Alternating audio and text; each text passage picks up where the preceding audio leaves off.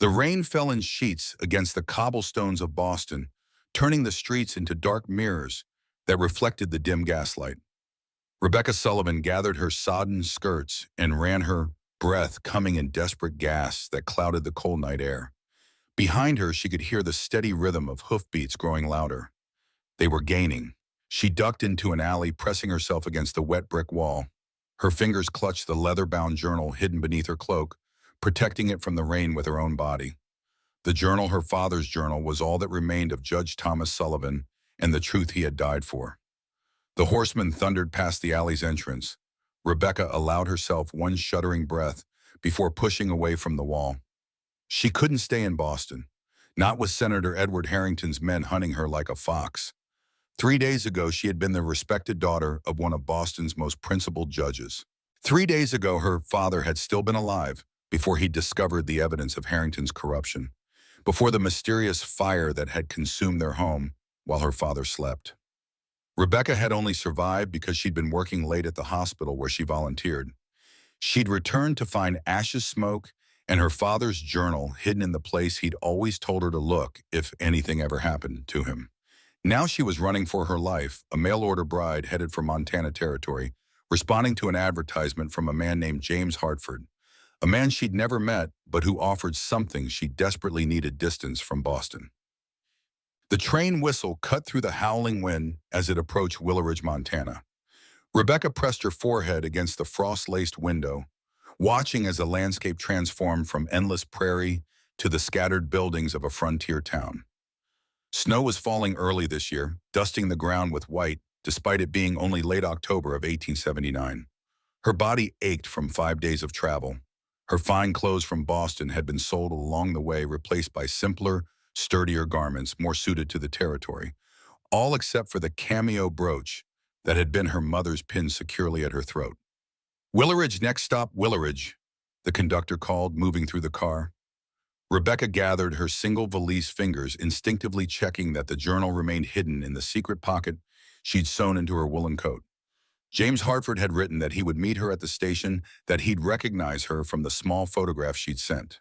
She had no idea what he looked like, only that he was 36, owned a cattle ranch, and needed a wife. The train lurched to a stop with a hiss of steam. Rebecca squared her shoulders and stepped out onto the platform. The bitter wind sliced through her coat immediately, and she shivered, blinking against the swirling snow. The platform was nearly empty. A station master huddled in his small office. A few men loaded crates onto a wagon, but no one approached her. No one searched the face of a stranger looking for a bride. "Excuse me," she asked the station master, her voice steady despite the cold fear building in her chest. "Has a Mr. James Hartford been here today?" The man glanced up from his ledger, eyes narrowing as he assessed her. "Hartford? No, ma'am. Haven't seen him in weeks." Rebecca's heart sank. "He was supposed to meet me. I'm his mail-order bride." The man's expression softened with something like pity. "You might want to head over to Thompson's Saloon. Ask for Sarah. She might know where he's at." Rebecca nodded her thanks and stepped off the platform into ankle-deep snow. The town was small, single main street, lined with false-fronted buildings, most made of rough-hewn timber. Smoke curled from chimneys and lanterns glowed in windows against the early winter dusk. She'd made it halfway down the street when a shadow detached itself from between two buildings. A man, ragged and smelling of whiskey, stepped in front of her. "Well, what have we here?" he slurred. "You lost, pretty lady." Rebecca tightened her grip on her valise. "Excuse me," she said firmly, attempting to step around him. He moved to block her. "No need to hurry. Let me help you with that." His hands shot out, grasping for her bag. Rebecca twisted away, but his fingers caught the strap, yanking it from her grip. The valise fell, spilling her meager belongings into the snow. She lunged to gather them, but the man was faster, snatching up her small purse. "No," she cried, reaching for it, but he shoved her backward. Rebecca fell hard, pain shooting through her wrist as she caught herself. The man rifled through the purse, extracting the few dollars she had left to her name. "Pitiful," he spat, tossing the empty purse at her feet. "Should have stayed wherever you came from, lady." He disappeared back into the shadows between buildings. Rebecca remained on her knees in the snow, fighting back tears as she gathered her scattered belongings. A cut on her palm left crimson droplets in the white snow, but her hand instinctively went to her coat, checking that the journal remained secure. It was all she had left that mattered. With trembling fingers, she repacked her valise and rose, brushing snow from her skirts. Night was falling rapidly, and with it the temperature. Without money, she had few options. But the station master had mentioned Thompson's saloon. Perhaps this Sarah would know of James, or at least of somewhere she could stay. The saloon stood at the far end of the street, a two-story building with warm light spilling from its windows. The sound of a piano and raucous laughter greeted Rebecca as she pushed open the door. Conversation faltered as she entered. A dozen pairs of eyes turned to assess the stranger, a woman alone entering a place where respectable ladies didn't venture. Rebecca lifted her chin and approached the bar, where a stern-faced woman with steel-gray hair, pulled back in a severe bun, was polishing glasses. "Are you Sarah Thompson?" Rebecca asked. The woman looked up, her gaze sharp and assessing. "I am, and you are?" "Rebecca Sullivan. I'm looking for James Hartford. He was supposed to meet me at the station, but—" Sarah Thompson's expression hardened. "Hartford? You're his mail-order bride, then?"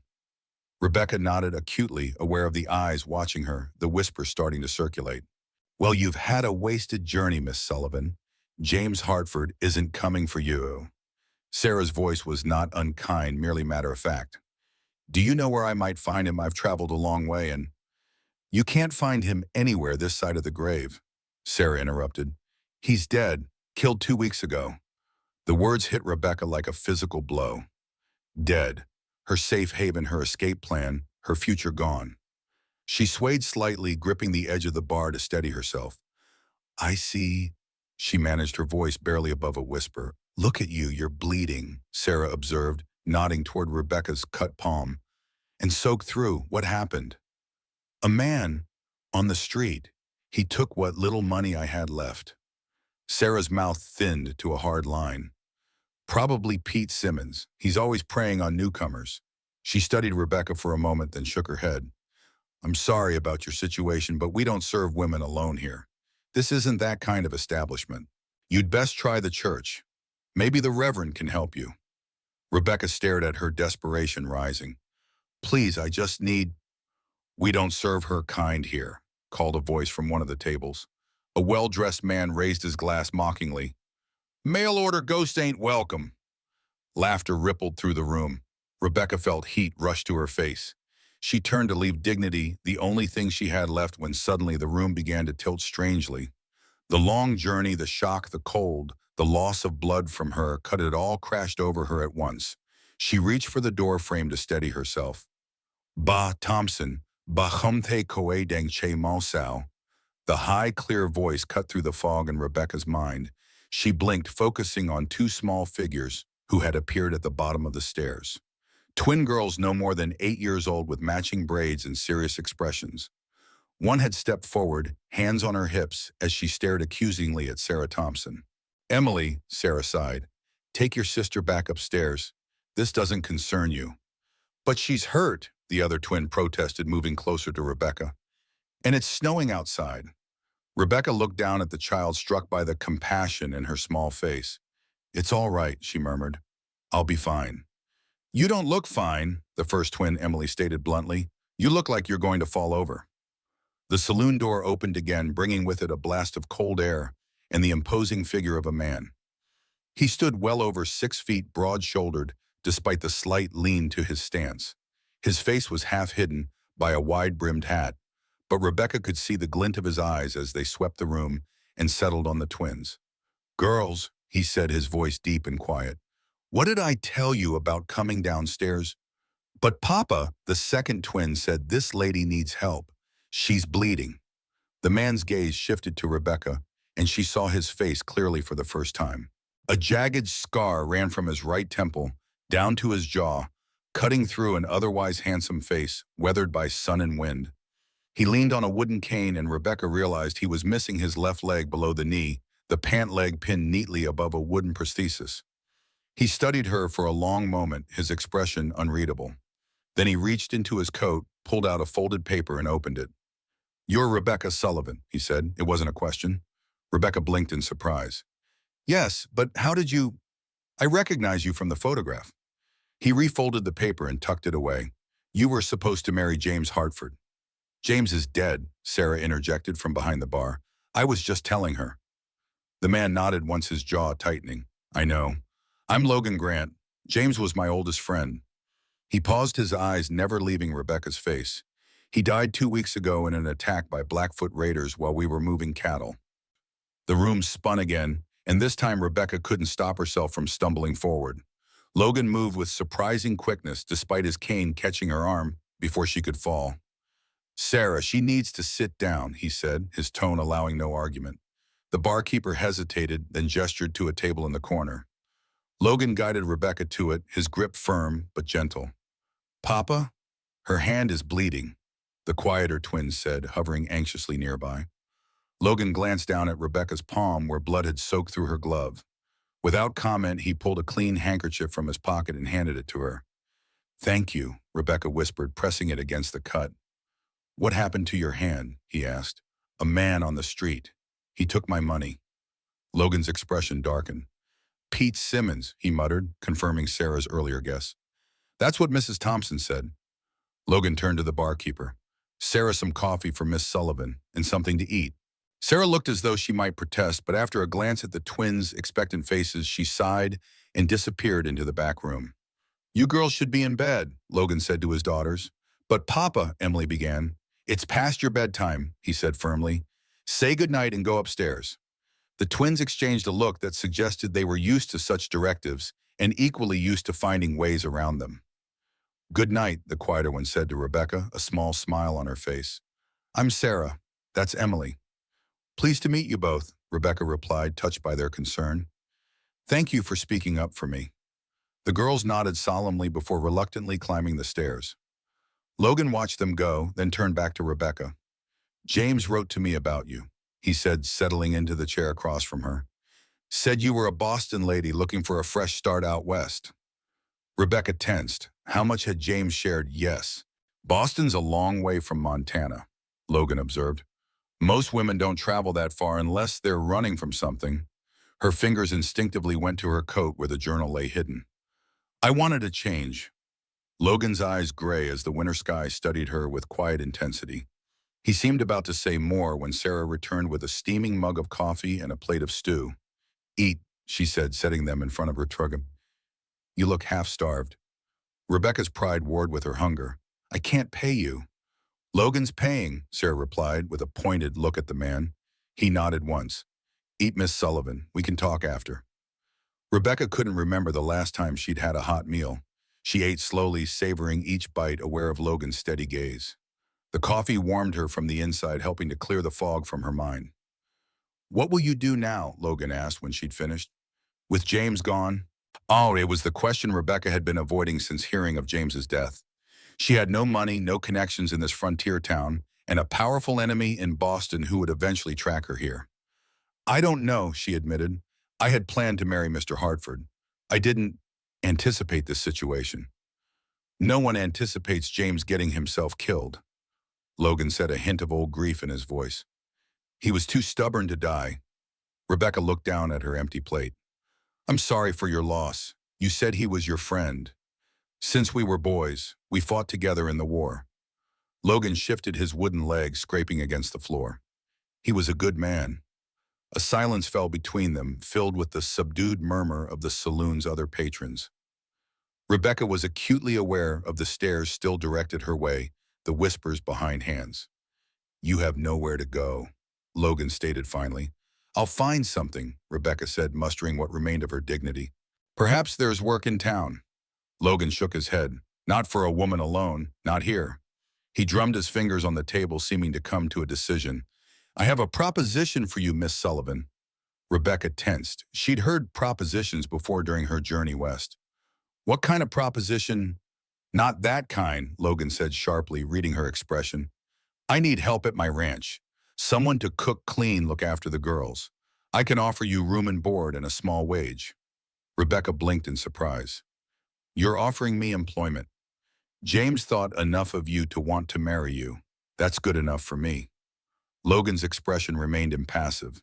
It's not a permanent solution, but it'll give you time to figure out your next move. It was more than Rebecca had dared hope for a safe place, honest work distance from Boston. Still, she hesitated.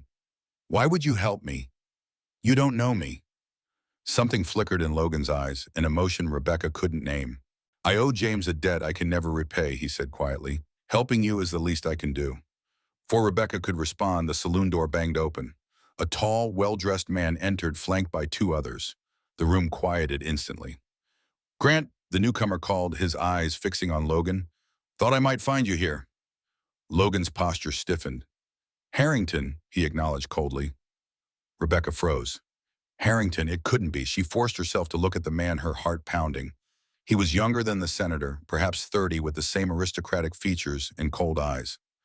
The bank's board has made a decision about your loan extension, Harrington said loud enough for the entire saloon to hear. Request denied.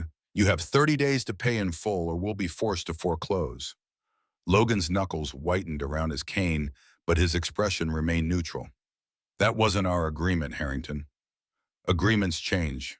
Harrington smiled thinly.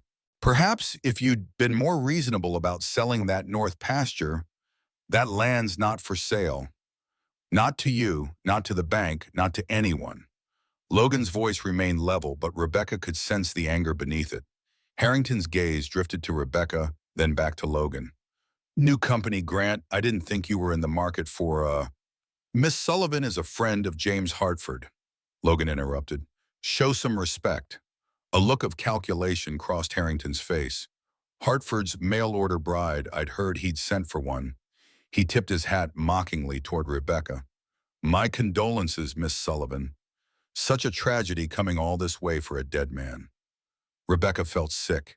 The resemblance was unmistakable now. This was Senator Harrington's son, the same man who had watched smiling as his father's men had dragged her father's body from the burning house. If you'll excuse us, Logan said, rising from his chair. Miss Sullivan has had a long journey. Harrington stepped aside with exaggerated courtesy. Of course, although I'd be happy to offer the lady more comfortable accommodations than your broken-down ranch. Logan's hand tightened on his cane, but he kept his composure. Miss Sullivan has already accepted a position in my household. Good evening, Harrington. He gestured for Rebecca to precede him. She stood keeping her face lowered as she passed Michael Harrington Jr., praying he wouldn't recognize her.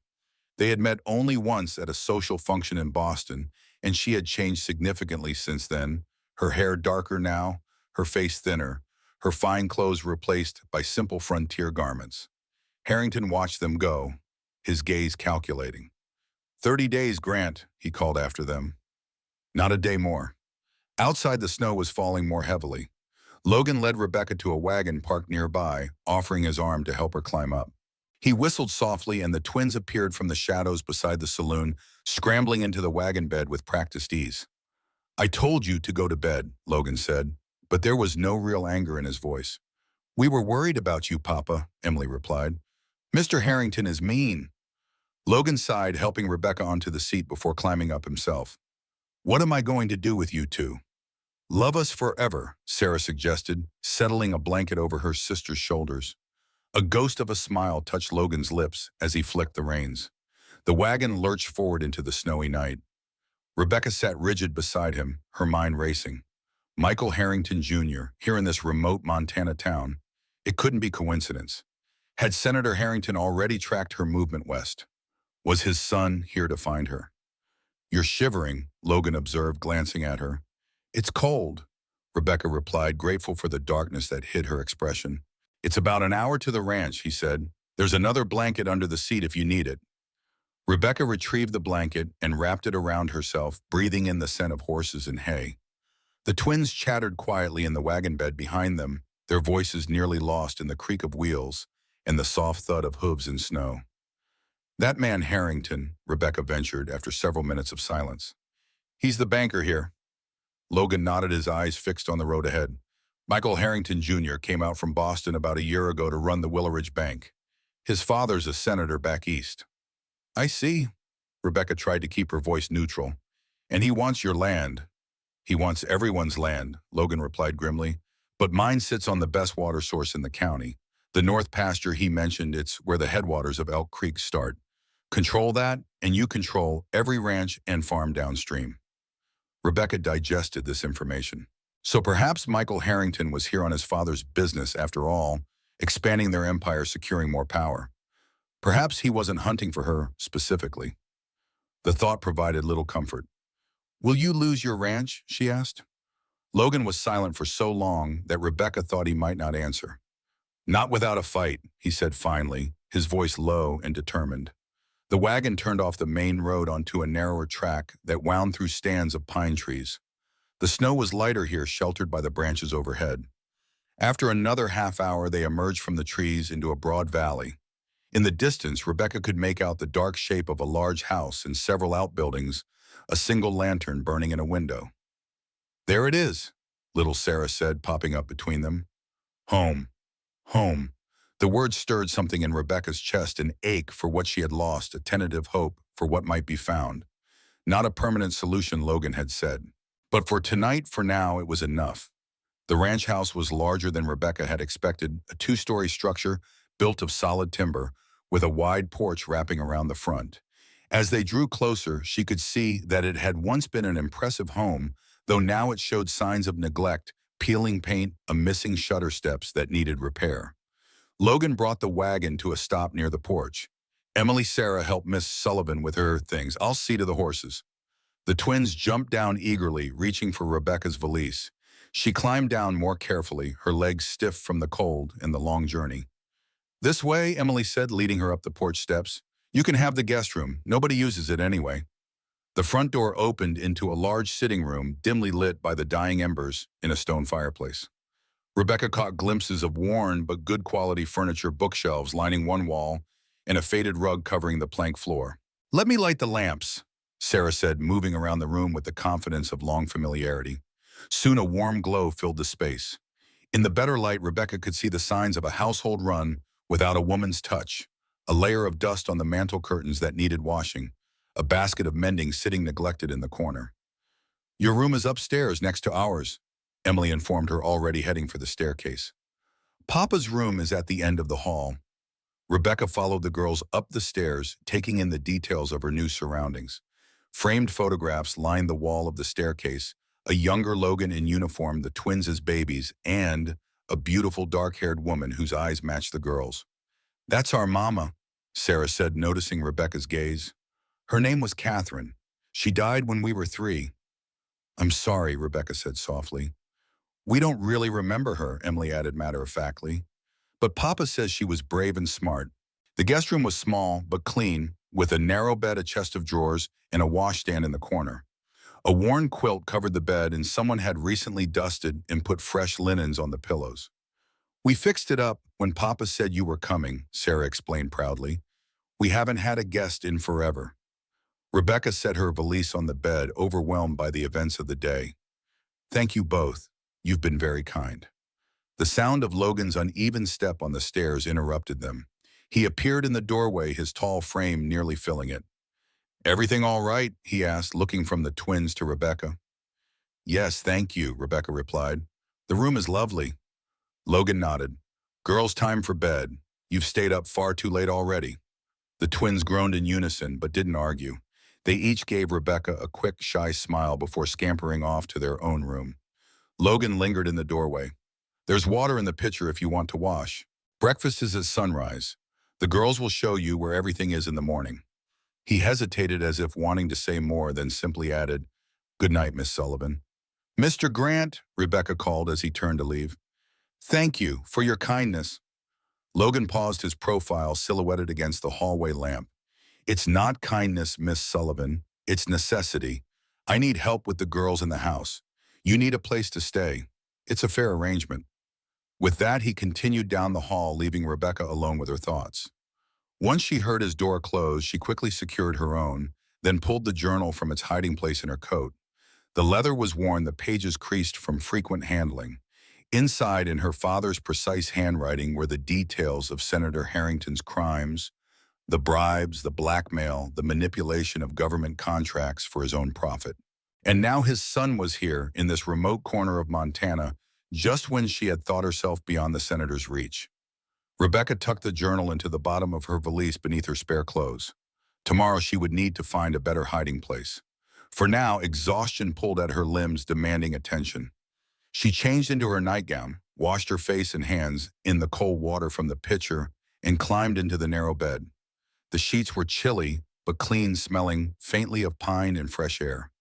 Through the small window, she could see the snow still falling, blanketing the world in white.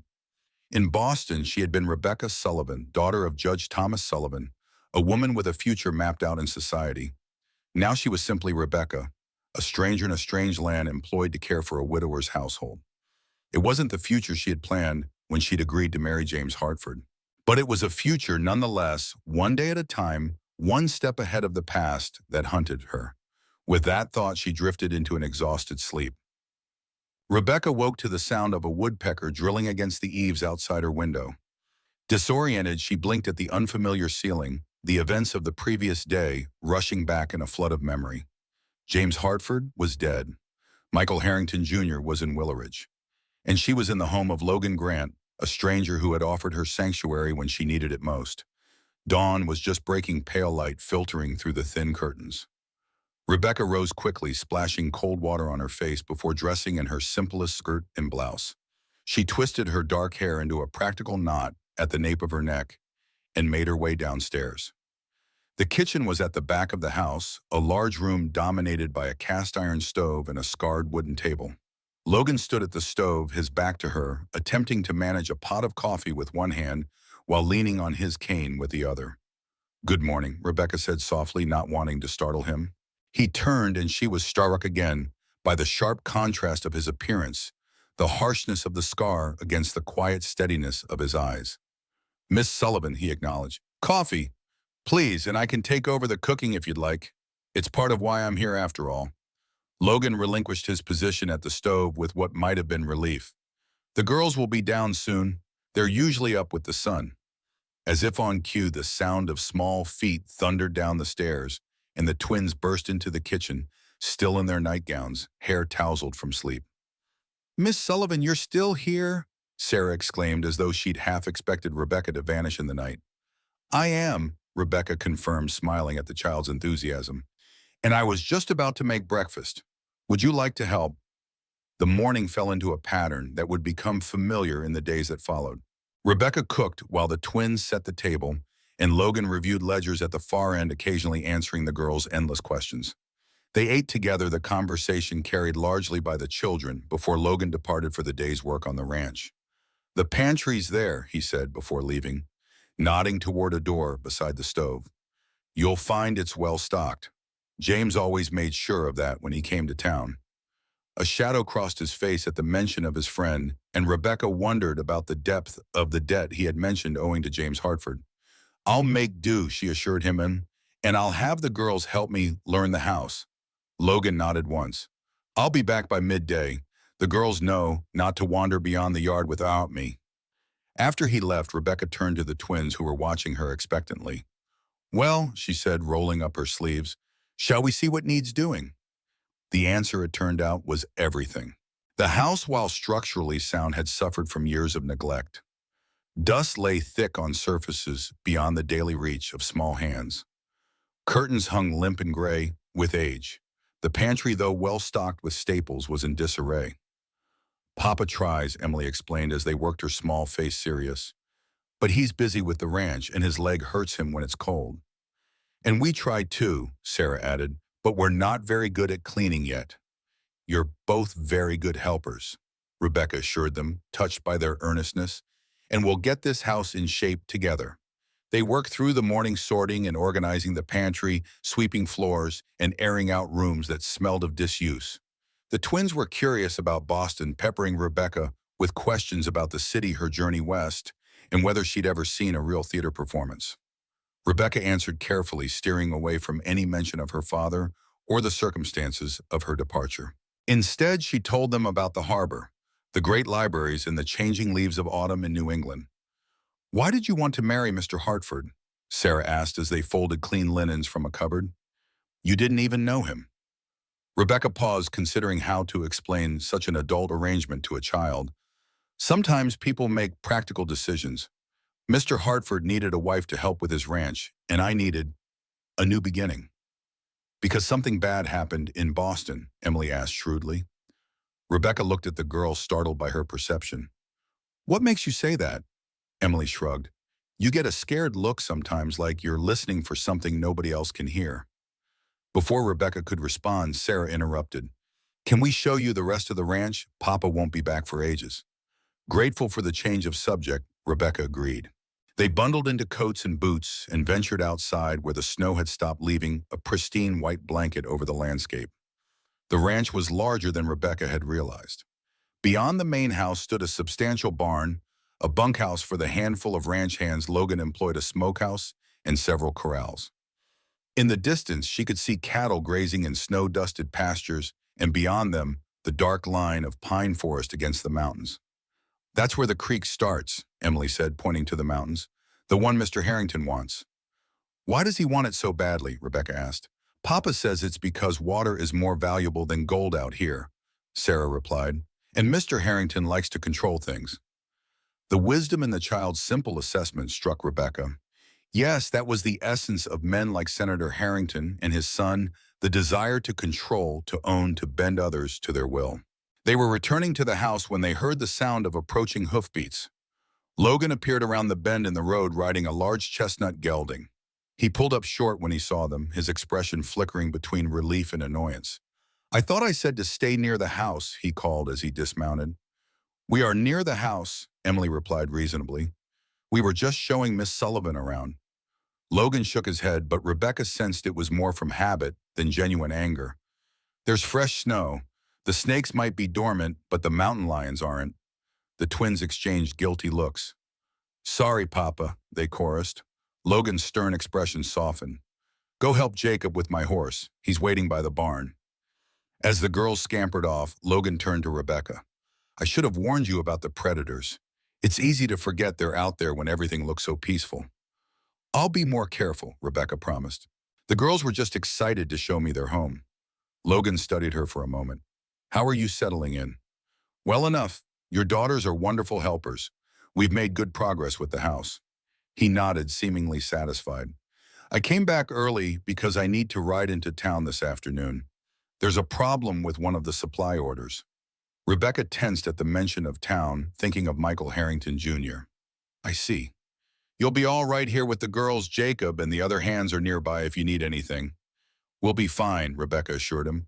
I was planning to bake bread this afternoon. The girls can help. Something like surprise crossed Logan's face. Bread? We haven't had fresh bread since... He didn't finish the sentence, but Rebecca understood. Since his wife died, since the heart went out of this home. Well, you'll have it tonight, she said briskly, not wanting to dwell on the shadow that had crossed his features. Is there anything you need from town? No, I shouldn't be long. He hesitated, then added, Thank you, Miss Sullivan, for stepping in like this. Rebecca nodded, unsure how to respond to the gruff gratitude. Logan turned and limped toward the house, his uneven gait a reminder of whatever battle had taken his leg. Later, as she kneaded dough with flour-covered hands, the twins seated at the table rolling small pieces into buns of their own, Rebecca found herself wondering about Logan Grant. What had happened to him in the war? How had he lost his wife? What kind of debt did he owe James Hartford that would compel him to take in a stranger? Papa fought at Gettysburg, Emily said suddenly, as if reading Rebecca's thoughts. That's where he got hurt. Rebecca looked up in surprise. The Civil War, he must have been very young.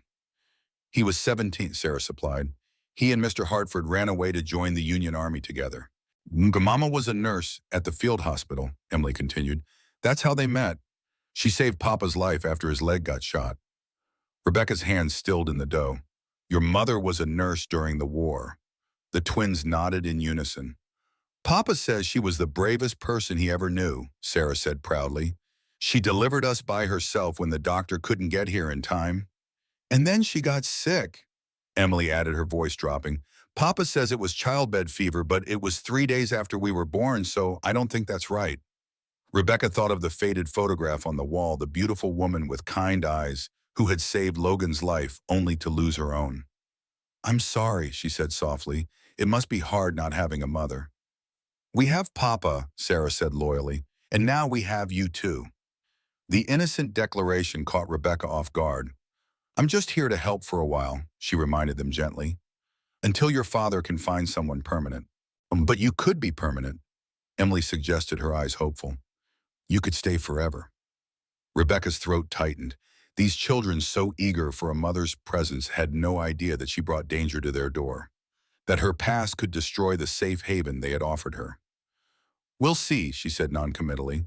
For now, let's focus on making these buns perfect for your father when he returns. The afternoon passed in domestic tranquility. Rebecca found an unexpected peace in the simple task of baking and cleaning, of teaching the twins how to fold napkins and set a proper table.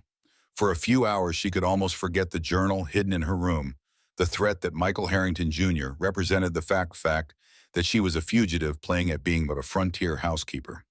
Logan returned as the sun was setting, bringing with him the scent of pine and cold air.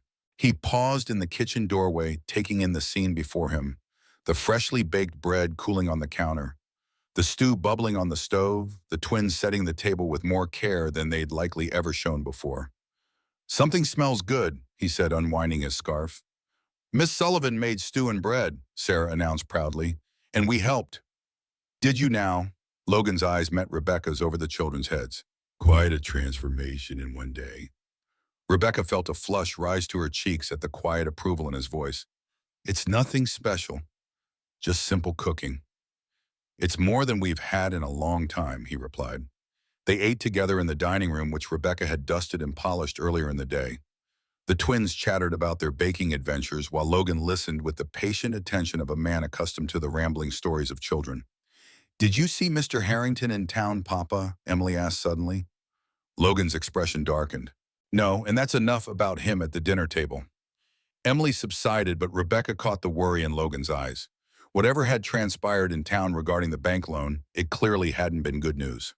After dinner, Logan helped the twins with their nightly routine while Rebecca cleaned the kitchen. By the time he returned downstairs, she had everything in order and was sitting by the fire in the sitting room, darning a pile of the girls' stockings she'd found in the mending basket. You don't have to do that, Logan said, startling her. It's beyond your duties. Rebecca looked up to find him watching her from the doorway. I don't mind. It's restful, actually. Logan hesitated, then entered the room, settling heavily into the chair opposite her. His legs seemed to be bothering him more than usual, and he massaged it absently as he stared into the fire. The bank is calling in loans all over the county, he said after a long silence. Not just mine. Harrington's putting pressure on everyone who owns land near Alder Creek. Rebecca's hands stilled. Why would he do that? His father's invested in the new railroad spur they're planning to build through the territory. They need water rights for the steam engines in the new towns they'll establish along the route. Logan's voice was tired. They're offering to buy land at a fraction of its worth, and when people refuse, suddenly their loans are called in. Senator Harrington's corruption extending even here to this remote frontier. Rebecca felt a chill that had nothing to do with the winter night outside. Can you pay what they're asking? She ventured. Logan's jaw tightened. Not in 30 days, not without selling off most of my herd, and even then it would be close. I'm sorry, Rebecca said softly. It seems unfair. It's more than unfair. It's theft wrapped in banking laws. Logan's hand clenched on the arm of his chair. My father built this ranch from nothing. I fought and bled for this country, and now men like Harrington think they can take it all with the stroke of a pen. The bitterness in his voice resonated with Rebecca's own sense of injustice. Her father, too, had believed in the law and the system, right up until that system had turned against him. Perhaps there's another way, she suggested. Another bank or an investor who might... I've tried, Logan interrupted. Every bank within 100 miles is either owned by Harrington interests or too small to handle a loan this size. He sighed, running a hand through his hair. I'm sorry, this isn't your burden to bear. Rebecca wanted to tell him that she understood all too well that she knew exactly what kind of men the Harringtons were, but that would mean revealing her own secrets, putting him and the twins at even greater risk. What will you do? She asked instead. Logan's eyes met hers, steady and determined, despite the weariness in them. Whatever I have to. This land is the girls' future. I won't let Harrington take that from them. The quiet intensity of his declaration stirred something in Rebecca, admiration for his resolve, concern for the fight he faced, and a growing sense of connection to this man and his daughters. If there's anything I can do to help, she offered, you have only to ask. Logan studied her for a long moment, as if seeing beyond the practical housekeeper to the woman beneath. You've already done more than you know, Miss Sullivan. The house hasn't felt this alive in years. Rebecca looked down at her hands, unexpectedly moved by his words. It's a good home. It deserves to be cared for. Yes, Logan agreed softly. It does. They sat in companionable silence for a time, the only sounds the crackling of the fire and the distant hoot of an owl outside. Rebecca found herself relaxing into the moment, the constant vigilance she'd maintained since fleeing Boston, easing slightly in the warm security of this room. Tell me about Boston, Logan said eventually. What made you decide to become a mail-order bride? Rebecca tensed, her guard instantly raised. There's not much to tell. My circumstances changed and I needed a fresh start.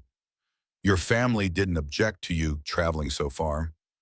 I have no family left. Rebecca said, the truth of the statement hitting her anew. My mother died when I was young. My father passed recently. Logan's expression softened with understanding. I'm sorry for your loss. Thank you. Rebecca focused on her darning, not trusting herself to meet his eyes. What about you? Have you always lived in Montana? Since after the war, Logan replied, allowing the change of subject. James and I both came west in '66. Land was cheap for veterans, and we were tired of the crowds back east. And you met your wife during the war? Rebecca asked, remembering what the twins had told her. A shadow crossed Logan's face. Catherine, yes. She was a nurse at the field hospital at Gettysburg. She saved my life after a Confederate shell took my leg. His hand moved unconsciously to his thigh. She was the strongest person I've ever known. Never flinched at the worst wounds, never lost hope, even on the darkest days. The love in his voice was palpable even after all these years. She sounds remarkable, Rebecca said softly. She was. Logan's gaze returned to the fire. The girls are like her, same determination, same heart. They're wonderful children, Rebecca agreed. You've done a fine job raising them. I've tried, Logan sighed. But they need more than I can give them. They need a woman's guidance, a mother's touch. He looked up, meeting her eyes directly. That's the real reason I offered you this position, Miss Sullivan. Not just for cooking and cleaning. The girls, they took to you immediately. They haven't done that with anyone since Catherine died. Rebecca felt a wave of emotion at the quiet confession. They're easy to care for, so open and trusting. Ooh, trusting sometimes, Logan said with a hint of a smile. They'd have adopted half the orphans in the county if I'd let them. The moment of warmth between them was interrupted by a gust of wind that rattled the windows. Logan glanced toward the sound, his expression changing. Storm's picking up, he observed. It'll be a cold night. Rebecca followed his gaze to the window where snow had begun to fall again, dancing in the light from the porch lantern. Will the cattle be all right? They're tough beasts, and the hands will check the most vulnerable herds. Logan rose from his chair, wincing slightly as he put weight on his bad leg. I should turn in. Morning comes early on a ranch. Rebecca nodded, setting aside her mending. Of course. Logan paused, looking down at her. Thank you again, Miss Sullivan, for today, for the bread, and everything else. The sincerity in his voice touched her. You're welcome, Mr. Grant. After he left, Rebecca remained by the fire, listening to the wind outside and thinking of the strange path that had led her to this place. A month ago, she had been the privileged daughter of a respected judge. Now she was a fugitive, hiding in plain sight, employed by a one-legged rancher with twin daughters and a bank loan he couldn't pay. And somewhere in town, Michael Harrington Jr. was plotting to take it all away. Rebecca stared into the dying flames, a resolve hardening within her. She had lost everything once already. She would not stand by and watch it happen to Logan and his daughters, not if there was anything she could do to prevent it. With that thought, she banked the fire and made her way upstairs, pausing at the twins' room to check on them. They slept peacefully, Sarah's arm flung protectively over her sister, their matching faces soft in repose. In her own room, Rebecca retrieved her father's journal from its hiding place. Tomorrow she would need to find a more secure location for it somewhere. Neither the twins nor Logan would accidentally discover it. For tonight, though, she held it close, a tangible reminder of why she had come west, of the danger that still pursued her, and of the new responsibility she had unexpectedly acquired to protect not just herself, but the family that had taken her in when she had nowhere else to go. Outside, the storm howled around the eaves of the old ranch house, But within its walls, for the first time since her father's death, Rebecca felt the faintest stirring of hope. The days that followed fell into a rhythm that brought an unexpected peace to Rebecca's life. Each morning she rose before dawn to kindle the kitchen fire and prepare breakfast before Logan and the twins came downstairs. The quiet moments alone watching the sun rise over the snow-covered valley became a sanctuary for her troubled thoughts. Logan would leave after breakfast to work with his ranch hands, while Rebecca and the twins tackled the seemingly endless task of bringing the neglected house back to life. Room by room, they cleaned and organized, unearthing treasures long forgotten. Catherine's sewing basket still filled with colorful threads, a box of carefully preserved letters from the war, small toys from the twins' infancy. "Mama made this," Sarah said one afternoon, holding up a delicate quilt pieced from scraps of faded calico. "Papa put it away after she died because it made him sad." Rebecca gently took the quilt, running her fingers over the tiny, precise stitches. "It's beautiful. Your mother was very talented." "Can we use it again?" Emily asked. "I think it's sadder to keep it in a box where nobody can see it." The wisdom in the child's words struck Rebecca. "I think you're right. Let's wash it carefully and put it somewhere special." That evening, when Logan returned to find the quilt draped over the back of Catherine's rocking chair by the fire, he stopped short, his face a complex map of emotion. He said nothing, but later, as Rebecca was banking the fire for the night, she found him sitting in the chair, his rough hand tracing the pattern of stitches with a tenderness that made her heart ache. A week passed then, too. November deepened, bringing shorter days and longer nights. The house transformed under Rebecca's care, becoming the home it had once been, warm, orderly, alive with the sound of children's laughter. She found herself thinking less of Boston, of the dangers she had fled, and more of the small joys of her new life. The twins' delight at learning to make apple tarts, the satisfaction of seeing shelves gleam with polish, the quiet approval in Logan's eyes when he returned to find dinner waiting. On a particularly cold morning, Rebecca was in the kitchen, kneading bread dough, when she heard the twins' excited voices from the front of the house. "Miss Rebecca, come quick. It's snowing again." She wiped her hands on her apron and joined them at the window. Sure enough, large flakes were drifting down, adding to the already substantial blanket of white covering the ranch. "Can we go out and play?" Sarah asked, her eyes shining with anticipation. "Please," Emily added. "We'll stay close to the house. Papa said it was safe as long as we could see the porch." Rebecca hesitated, glancing at the bread dough waiting to be shaped. "Just for a little while, and you must bundle up properly." The girls raced upstairs to don their warmest clothes while Rebecca covered the dough to rise. By the time they returned, muffled in coat scarves and mittens, she had her own coat and boots on, ready to supervise their play. The air outside was crisp and still, the snow falling in a gentle curtain around them. The twins immediately set to work building a snowman, arguing good-naturedly about how tall it should be. Rebecca watched her breath forming clouds in the cold air, struck by how carefree they seemed, how carefree she felt, at least for this moment. "Miss Rebecca, help us," Sarah called, struggling to roll a snowball that had grown too large for her small strength. Rebecca joined them, laughing as they directed her efforts with the seriousness of architects overseeing a cathedral. The physical activity warmed her, and she found herself enjoying the simple pleasure of play, something she hadn't experienced since her own childhood. They were putting the finishing touches on their creation when the sound of hoofbeats drew their attention. A rider was approaching from the direction of town, moving at a steady pace through the falling snow. "Who's that?" Emily asked, squinting against the white glare. Rebecca felt a prickle of unease. Few visitors came to the ranch, especially in such weather. "Let's go inside, girls. The bread needs to be shaped for baking." "But we're not finished with our snowman," Sarah protested. "He needs a face. We can come back out later," Rebecca insisted, already guiding them toward the porch. "It's getting colder, and Miss Sullivan—" The voice stopped her in her tracks. She turned slowly to find Jonathan Reed, the town's new lawyer, dismounting from his horse. He was a lean man in his 30s with intelligent eyes and a neatly trimmed beard, dressed in a coat too fine for the frontier.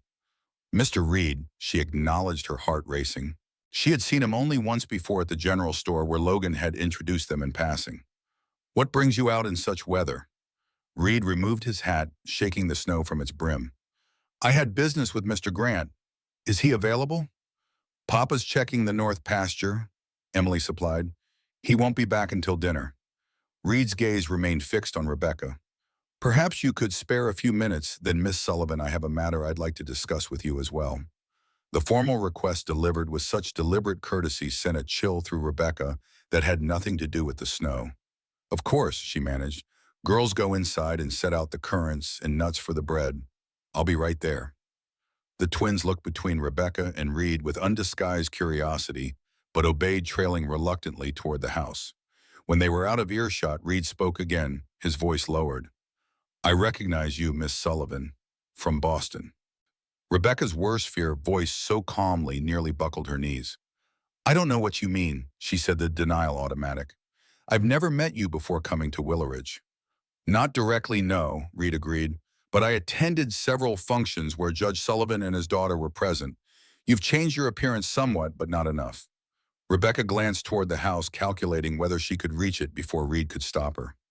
What do you want, Mr. Reed? To help you, he said simply, and to ask for your help in return. She stared at him, disbelief warring with desperate hope. Help me, how, why? Reed glanced around as if checking for listeners despite the empty yard. I'm not just a lawyer, Miss Sullivan. I went with the Treasury Department. I've been investigating Senator Harrington for nearly 2 years. The revelation struck Rebecca like a physical blow. You're a federal agent. Reed nodded. The senator's financial crimes fall under Treasury jurisdiction. We've been building a case against him, but we've lacked conclusive evidence. His eyes met hers directly.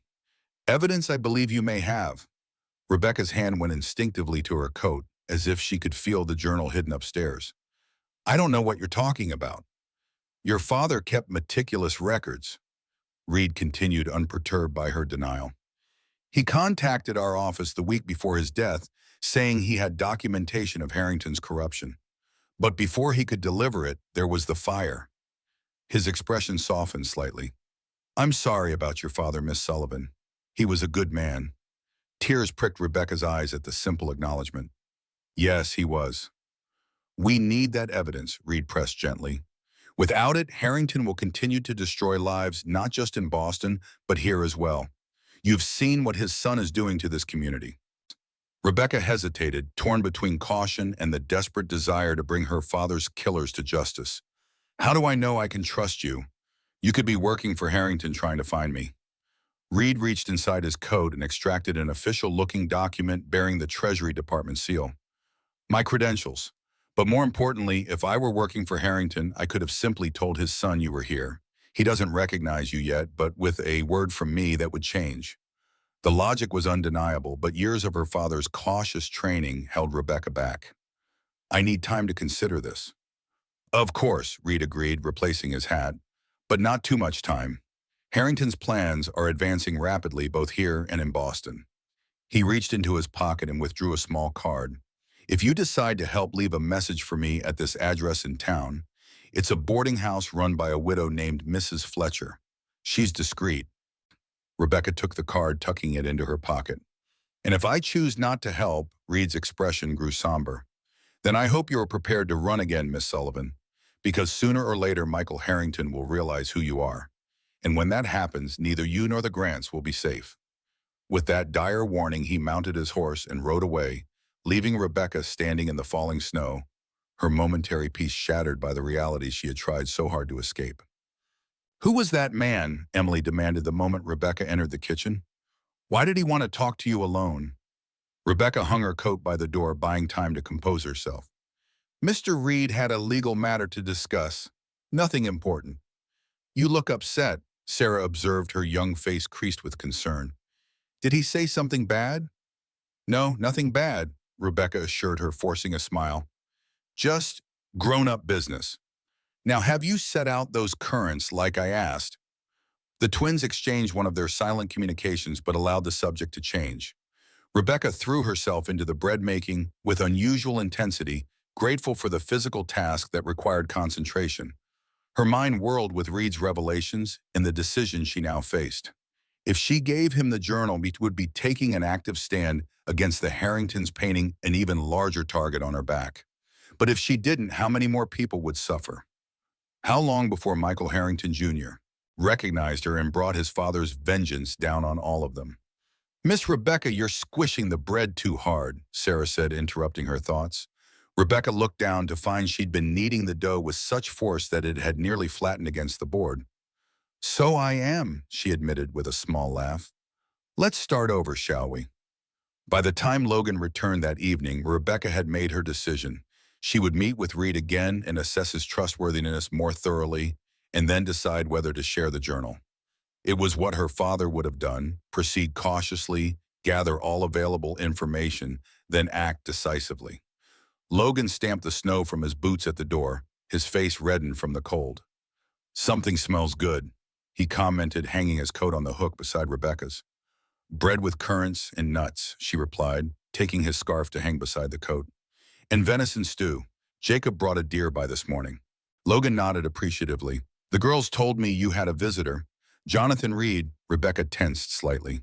Yes, he said he had business with you. Did he mention what kind of business? No, she lied, avoiding his gaze. Only that it was important. Logan studied her for a moment as if sensing the omission, but didn't press. I'll ride into town tomorrow to see him. The snow's letting up and I need to check on some supplies anyway. Rebecca busied herself with setting the table, aware of Logan's gaze following her movements.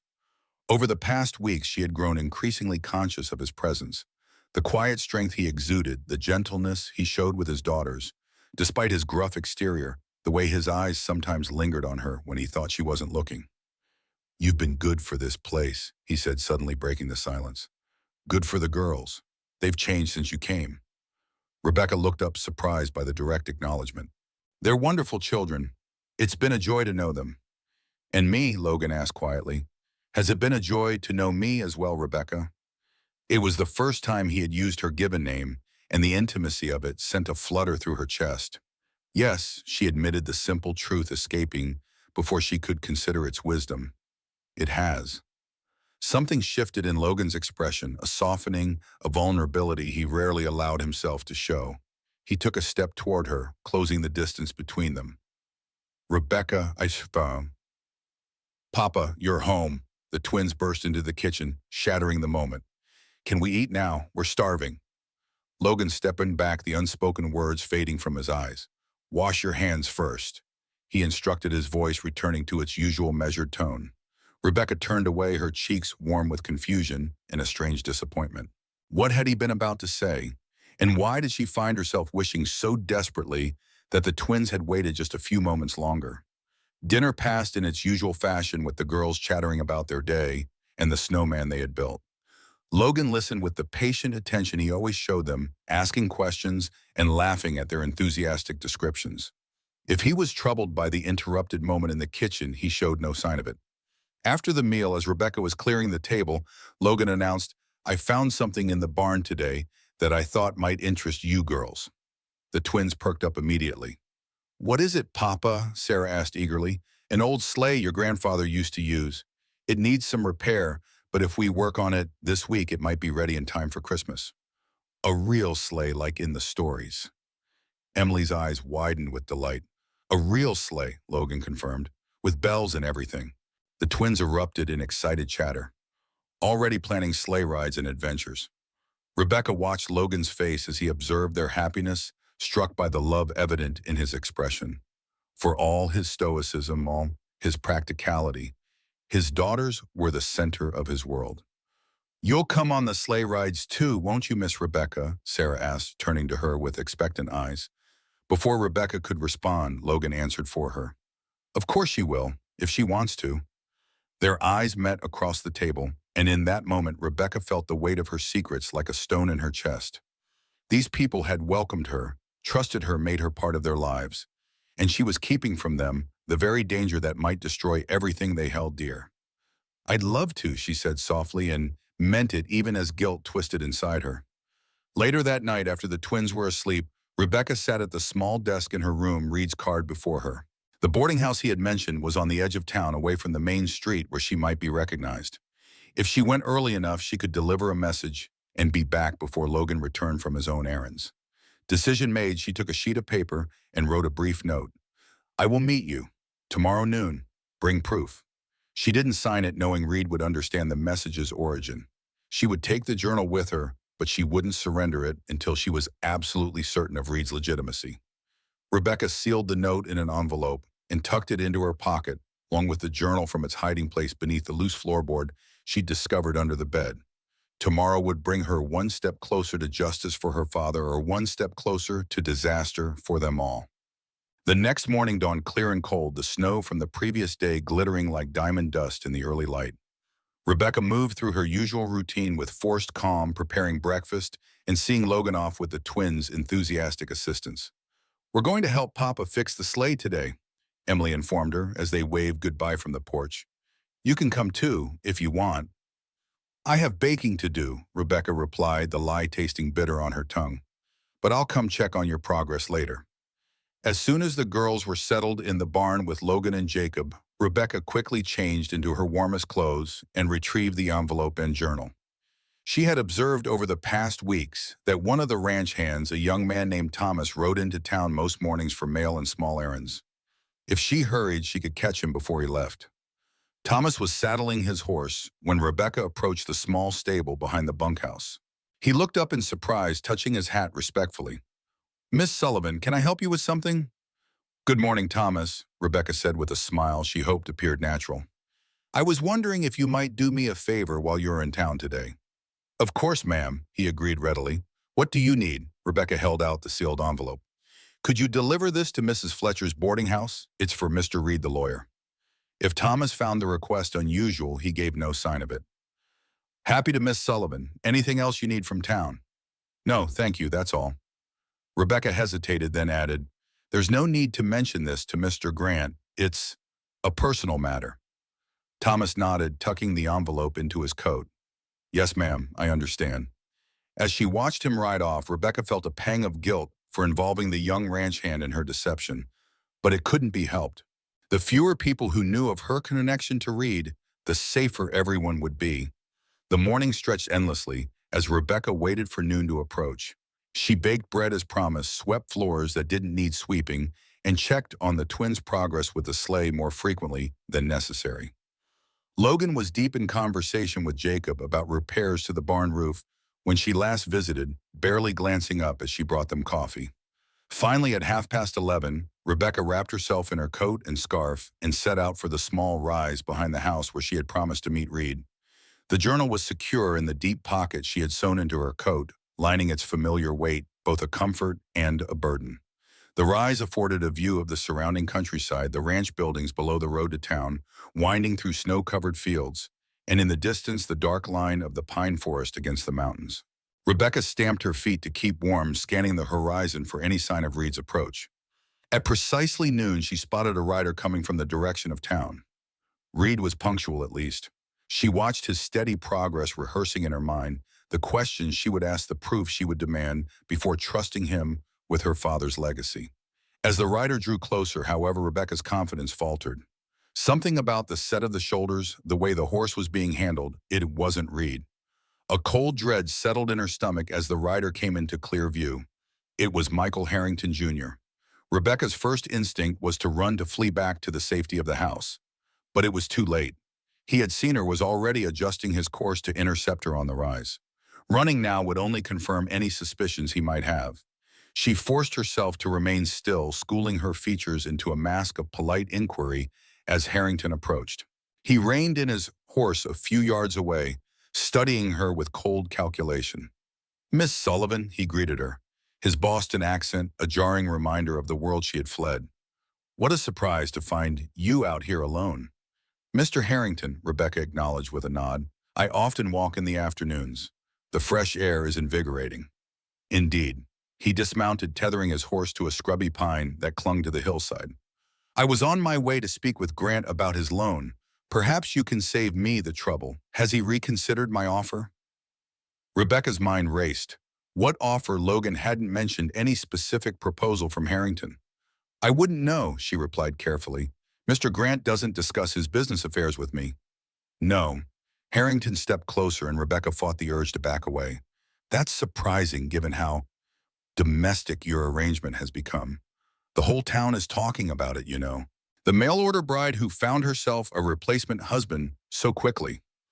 Heat rose to Rebecca's cheeks, both at the insinuation and at the realization that she and Logan were the subject of gossip. "You've been misinformed, Mr. Harrington. I'm employed as a housekeeper and nothing more." "Of course," he agreed with a smile that didn't reach his eyes. "A temporary arrangement, I'm sure, until something better comes along."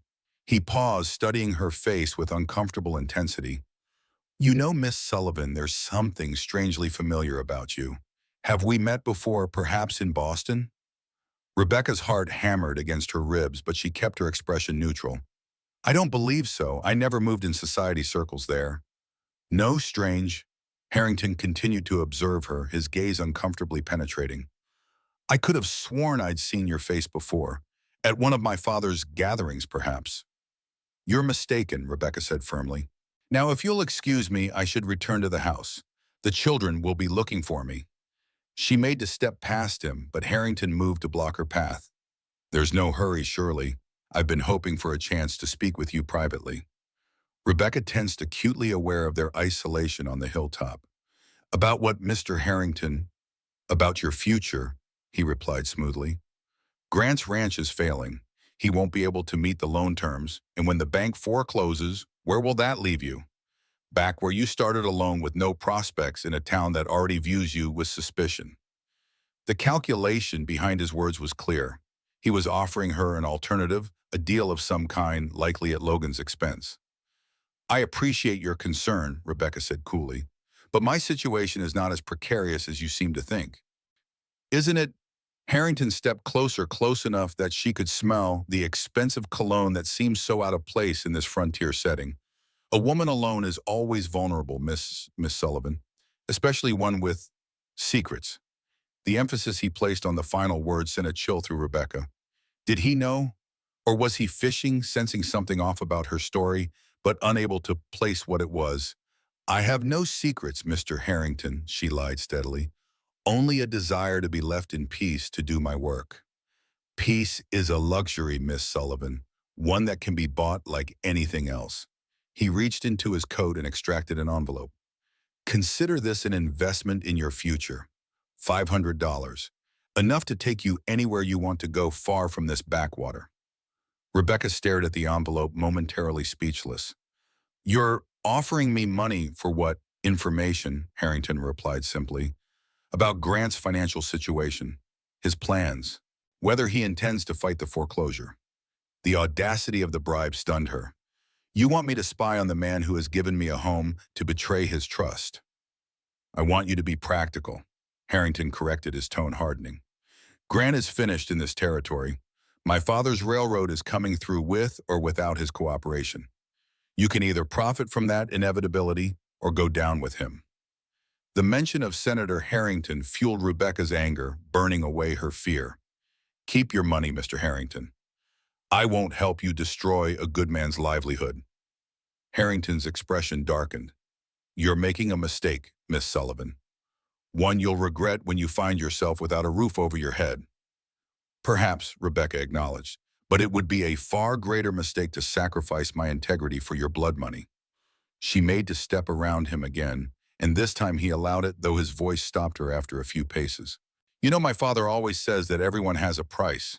It's just a matter of finding what they truly value." The threat in his words was unmistakable.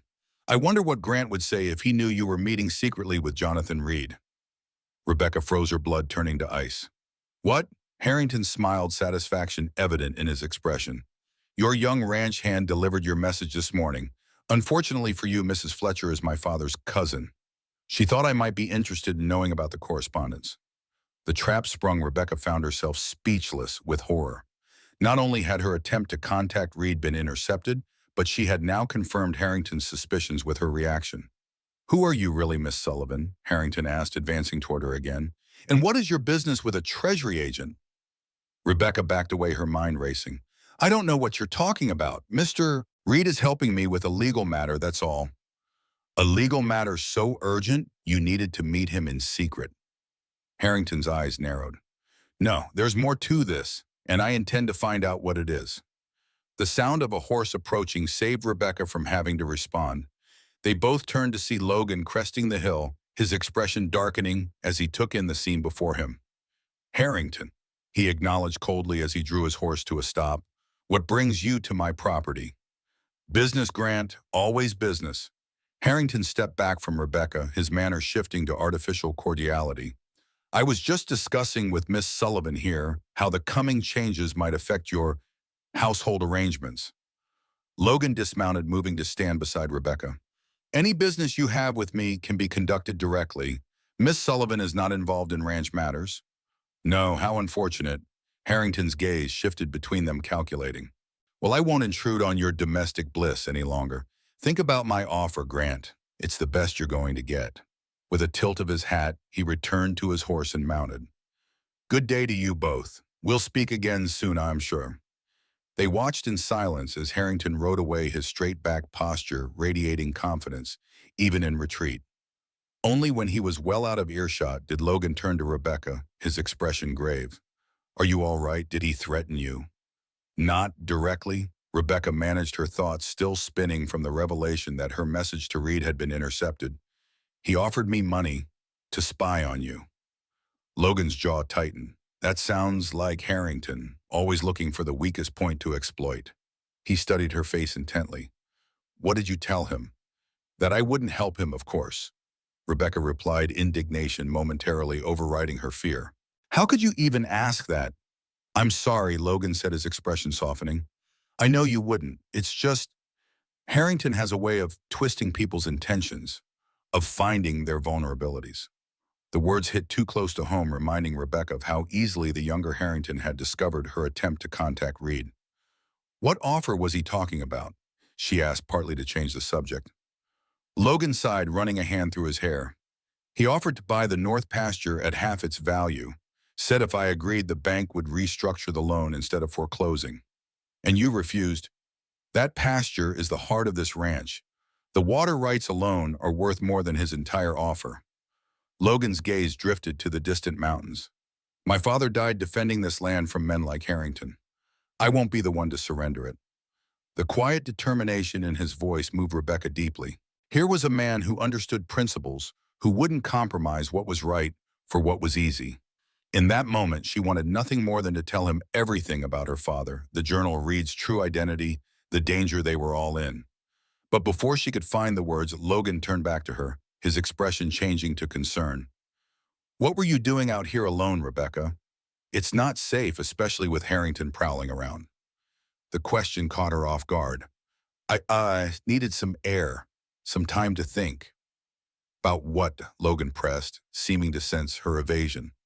Rebecca looked away, unable to meet his gaze directly. About my situation, my future. Your future, Logan repeated quietly. Is it so uncertain then? There was something in his tone of vulnerability, a question beneath the question that made Rebecca look up. His eyes held hers, searching for something she wasn't sure she could give. I don't know, she admitted honestly. When I came west, I thought I was headed for a new beginning, a safe harbor. But now you find yourself in the middle of someone else's storm. Logan finished for her. I'm sorry for that, Rebecca. You deserve better than to be caught up in my troubles with Harrington.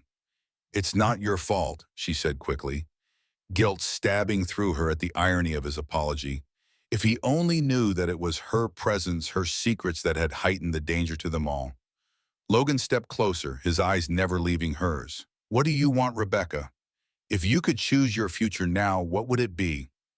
The directness of the question startled her. What did she want? Safety, yes. Justice for her father, but beyond that, she had fled Boston without a plan beyond survival, had agreed to marry James Hartford out of desperation rather than desire. What did she truly want for herself as she stood there on the windswept hill? Logan's steady gaze upon her, the answer crystallized with unexpected clarity. She wanted this, the peace she had found in this remote valley, the joy of watching the twins grow, the quiet strength of the man before her. She wanted a life built on honesty and trust, not secrets and fear. I want a home, she said finally, the simple truth of it bringing tears to her eyes. Somewhere I belong. People who, she hesitated, then finished softly. People who care whether I stay or go. Something shifted in Logan's expression, a softening, a certainty replacing doubt. The girls care, he said, his voice low and intent. They've come to love you in these few weeks, and I—" He reached out his calloused hand, gently brushing a strand of hair from her face. "I care too, Rebecca. More than I expected to. More than I thought possible after Catherine." The touch feather light against her cheek sent a warmth through Rebecca that belied the winter chill. "Logan," she whispered his name, a question and an acknowledgement all at once. "I know it's sudden," he continued, his hand dropping back to his side. "I know you came here expecting something different, but the girls need a mother. The ranch needs a woman's touch, and I—" He paused, seeming to search for the right words. "I need someone who understands what it means to rebuild after losing everything." Rebecca's heart pounded in her chest. Was he offering what she thought he was? "What are you saying, Logan?" "I'm saying that if you want to stay, not as an employee, but as part of this family, there's a place for you here. Always." He took a deep breath, then added simply, "I'm asking if you would consider becoming my wife, Rebecca." The proposal, delivered with such straightforward sincerity, left Rebecca speechless. A week ago, even a day ago, such an offer would have seemed the answer to her prayers, a legitimate reason to stay, a new identity that would help shield her from her past. But now, with Harrington's suspicions aroused and Reed's alliance, uncertain marriage to Logan would only draw him deeper into the danger that surrounded her. How could she accept knowing what she was hiding from him? "Logan Awushkani," she began, her voice catching. "There are things about me, about my past, that you don't know." "We all have pasts, Rebecca," he said gently. "Whatever yours holds, it doesn't change who you are. Now, the woman who brought life back to my home, who cares for my children as if they were her own, who faces each day with courage despite whatever shadows follow her." The generosity of his acceptance, offered without knowing what he was accepting, only deepened Rebecca's conflict. "You can't know what you're saying," she protested. "If you knew the truth—" "Then tell me," Logan interrupted, his gaze steady and unafraid. "Whatever it is, we'll face it together." The moment stretched between them, fraught with possibility and peril. Rebecca stood on the precipice of a choice that would alter not just her life, but the lives of everyone at the ranch. To tell the truth and risk everything, or to continue the deception and risk losing the chance at the future she so desperately wanted. Before she could decide, the sound of excited voices reached them. The twins were racing up the hill, their cheeks flushed with cold and exertion. "Papa? Miss Rebecca! Come quick," Emily called, waving frantically. "Riders coming, lots of them." Logan turned, instantly alert. "How many? From which direction?" "From town," Sarah replied, pointing. "At least 5 men. Mr. Jacob says one of them is the sheriff." A grim expression settled over Logan's features. "Stay here with Miss Sullivan," he instructed the twins. "I'll go to see what they want." "I'm coming with you," Rebecca said firmly, her own concerns momentarily set aside in the face of this new threat. Logan looked as though he might argue, then nodded once. "Girls, go to the house. Wait for us there." "But Papa," Emily began to protest. "Now, Emily," Logan said, his tone allowing no argument. "Take your sister and go." The twins reluctantly obeyed, casting worried glances over their shoulders as they made their way down the hill. Logan and Rebecca followed more slowly, his hand at her elbow, as they navigated the steep, snow-covered slope. By the time they reached the yard, the riders were approaching the main gate. Logan was right there, were 5 of them, led by Sheriff Dawson, a grizzled veteran of the frontier whom Rebecca had met only once at the general store. Beside him rode Michael Harrington Jr., his expression smugly triumphant. The other 3 men were strangers to Rebecca, though one wore the badge of a deputy. "Stay behind me," Logan murmured as the group drew to a halt before them. "Whatever happens, don't let Harrington provoke you into saying something you'll regret." Rebecca nodded, her throat too dry for speech. She could feel the weight of the journal in her coat pocket, suddenly as heavy as a stone. "Afternoon, Grant." Sheriff Dawson greeted them, his weathered face giving away nothing of his purpose. "Ma'am," Sheriff Logan acknowledged, "what brings you and your companions out this way?" Dawson shifted uncomfortably in his saddle. "Got a warrant here, Grant, for the arrest of Miss Rebecca Sullivan." The words hit Rebecca like a physical blow. Beside her, she felt Logan stiffen in shock. "On what charges?" he demanded, his voice dangerously quiet. "Theft and fraud," Harrington supplied smoothly before the sheriff could answer. "Miss Sullivan is not who she claims to be. Her real name is Rebecca Sullivan, daughter of Judge Thomas Sullivan of Boston." She fled the city after stealing valuable documents from her father's estate and attempting to extort money from several prominent citizens, including my father, Senator Edward Harrington. The audacity of the lies left Rebecca breathless with rage. That's not true. I never... Rebecca, Logan cautioned softly, his hand finding hers and squeezing it in warning. To the sheriff, he said, "These are serious accusations, Dawson. What evidence do you have?" "Got a telegram from the Boston police," Dawson replied, producing a folded paper from his coat. "And a sworn statement from Mr. Harrington here identifying Miss Sullivan as the fugitive in question." "A convenient identification," Logan observed coldly, considering he claimed not to recognize her when she first arrived in town. Harrington smiled thinly. "It took some time to place her. She's changed her appearance quite deliberately, as criminals often do. But once I made the connection, my duty was clear." Or Rebecca felt a cold sweat breaking out across her skin. This was a disaster beyond anything she had imagined. Harrington hadn't just recognized her, he had crafted a narrative that turned her into the criminal while positioning himself and his father as the victims. "I've done nothing wrong," she said, her voice steadier than she felt. "These accusations are false." "That's for a judge to decide, ma'am," Sheriff Dawson said, not unkindly. "I'm just here to execute the warrant. You'll need to come with us to town."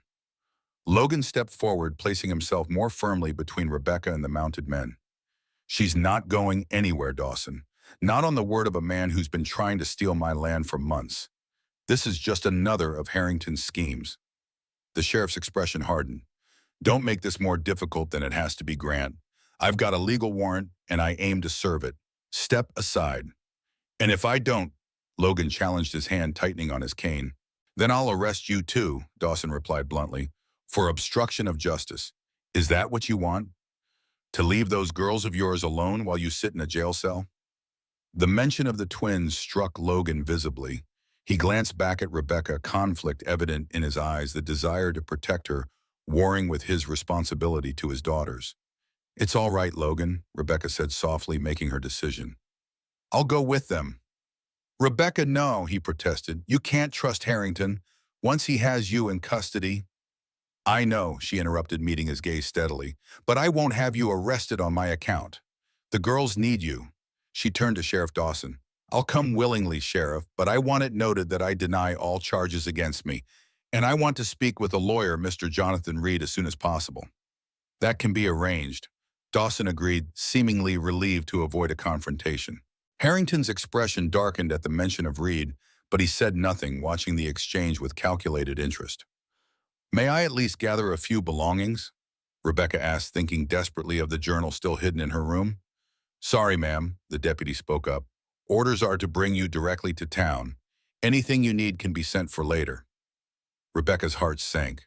Without the journal, she had no proof of the Harringtons' crimes, no leverage against the false accusations. She was utterly vulnerable. "Let me speak to her," Logan requested, his voice tight with suppressed emotion. "Just for a moment, in private." Sheriff Dawson hesitated, then nodded reluctantly. "Make it quick, Grant." Logan led Rebecca a few paces away, positioning them so his back was to the riders, shielding her from their view. His face was a mask of restrained fury and concern. "Listen to me," he said urgently, his voice low. "Whatever this is about, I'll help you fight it. I'll come to town as soon as I can arrange for someone to stay with the girls." "Logan, there's something I need to tell you," Rebecca whispered, desperation making her reckless. "In my room under the loose floorboard beneath the bed, there's a journal. My father's journal. It contains evidence of Senator Harrington's crimes, bribes, blackmail, corruption. That's what this is really about. They're trying to silence me because I have proof that could destroy them." Logan's eyes widened as the understanding dawned. "The fire in Boston, your father didn't just die, did he?" "They murdered him," Rebecca confirmed, her voice breaking, "because he discovered the truth. I escaped with the journal, but they've been hunting me ever since. That's why I came west, why I agreed to marry James. I was running." The revelation seemed to stun Logan momentarily, but then his expression hardened with resolve. "I'll find the journal," he promised, "and I'll get it to Reed. If he's really a Treasury agent—" "How did you know?" Rebecca interrupted, startled. "I didn't," Logan admitted. "Not until just now, but it makes sense. His questions about Harrington, his sudden interest in you. He glanced over his shoulder at the waiting riders. We're out of time. Rebecca, whatever happens, know that my offer stands. When this is over, time's up, Grant, Sheriff Dawson called. Step back now. Logan's hand tightened briefly on Rebecca's arm. Be careful, he murmured. Trust no one in town, especially not Harrington. I'll come for you as soon as I can. Rebecca nodded, blinking back tears. Take care of the girls. Tell them. She hesitated, then finished softly. Tell them I'm sorry I couldn't say goodbye. With that, she stepped past Logan and approached the sheriff. I'm ready, Sheriff Dawson. One of the men dismounted, offering his horse to Rebecca while he prepared to walk back to town. As she was helped into the saddle, she caught sight of the twins watching from the porch, their small faces pale with confusion and fear. Logan stood in the yard, his tall figure rigid with suppressed emotion, watching as the group turned to leave. As they rode away, Rebecca kept her head high, refusing to show weakness before Harrington. But inside, she was terrified. Without the journal, she had no way to prove her innocence or the Harringtons' guilt. She was at their mercy, separated from the only allies she had in this territory. The last glimpse she had of the ranch was Logan still standing in the yard, his hand raised in a gesture that might have been farewell or a promise she couldn't tell which. Then the road curved and the ranch disappeared from view, leaving Rebecca alone with her captors in the uncertain fate that awaited her in Willowridge. The jail in Willowridge was small, a sturdy stone building with 3 cells, only one of which was currently occupied. Rebecca sat on the narrow cot, her back straight, despite her exhaustion, refusing to show the fear that clawed at her insides. Through the single-barred window, she could see darkness falling, bringing with it a bitter cold that seeped through the stone walls. Sheriff Dawson had been gruffly courteous, providing a blanket and a meal of beans and bread that sat untouched on the small table. He had also, true to his words, sent for Jonathan Reed, though the lawyer had yet to appear. Michael Harrington Jr. had departed after delivering her to the jail, but not before leaning close to the bars and whispering, "This is just the beginning, Miss Sullivan. By the time my father's finished with you, you'll wish you'd taken my offer on that hillside." Now alone in the gathering darkness, Rebecca tried to marshal her thoughts. Without the journal, she had no proof of the Harringtons' crimes, no defense against their accusations. Her only hope lay with Logan finding the hidden journal and getting it to Reed if the Treasury agent could be trusted at all. The sound of the outer door opening pulled her from her thoughts. Sheriff Dawson appeared, followed by Jonathan Reed. The lawyer looked grim, his usual polished appearance somewhat disheveled, as if he had dressed in haste. 10 minutes, Reed, Dawson said, unlocking the cell door. That's all I can give you without Harrington raising hell. Reed nodded his thanks as the sheriff retreated, leaving them in relative privacy. He waited until the outer door closed before turning to Rebecca, his expression intense. What happened? He asked without preamble. I received your message, then heard you'd been arrested. Harrington intercepted my note, Rebecca explained quickly. Mrs. Fletcher is his father's cousin, apparently. He confronted me, tried to bribe me to spy on Logan Grant, and when I refused, he must have concocted these charges to silence me. Reed cursed under his breath. I should have been more careful. Mrs. Fletcher's connection to the Harringtons wasn't in my files. He glanced toward the closed door. We don't have much time. Do you still have the evidence you mentioned in your note? Rebecca shook her head. It's hidden at the ranch. My father's journal documenting all of Senator Harrington's crimes, the bribes, the blackmail, everything. I told Logan where to find it before they brought me here. Grant knows. Reed looked troubled. Can he be trusted with something this sensitive?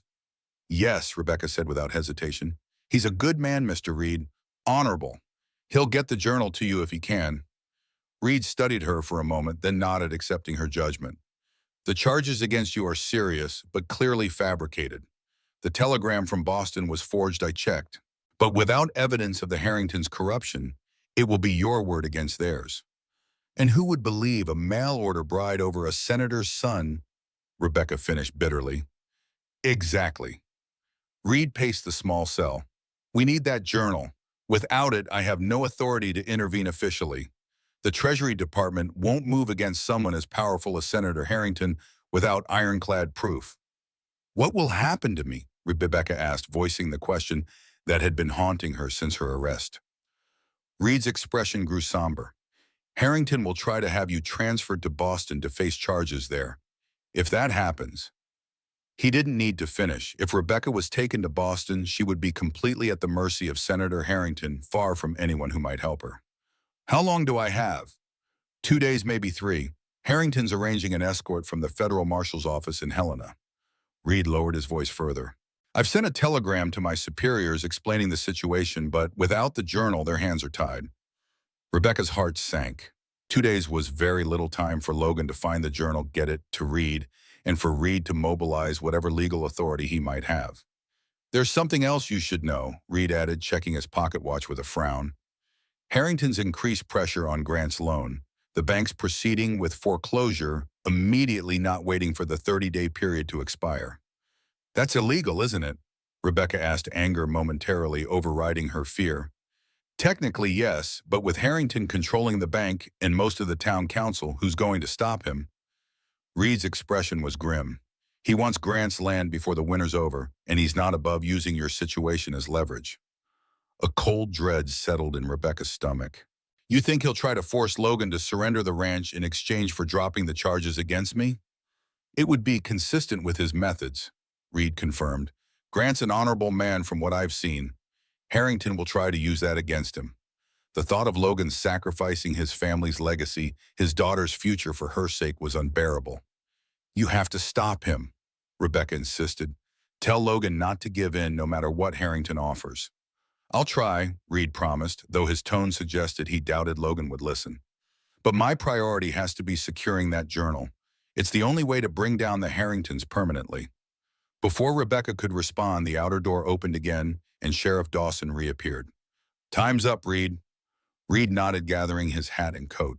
To Rebecca, he said, Keep your spirits up, Miss Sullivan. This isn't over yet. It was a platitude offered with little conviction, but Rebecca appreciated the effort nonetheless. Thank you for coming, Mr. Reed. After they departed, Rebecca returned to her cot, drawing the thin blanket around her shoulders against the deepening chill. Through the window, she could see stars appearing in the clear night sky, the same stars that would be visible from the ranch where Logan and the twins might be looking up at this very moment.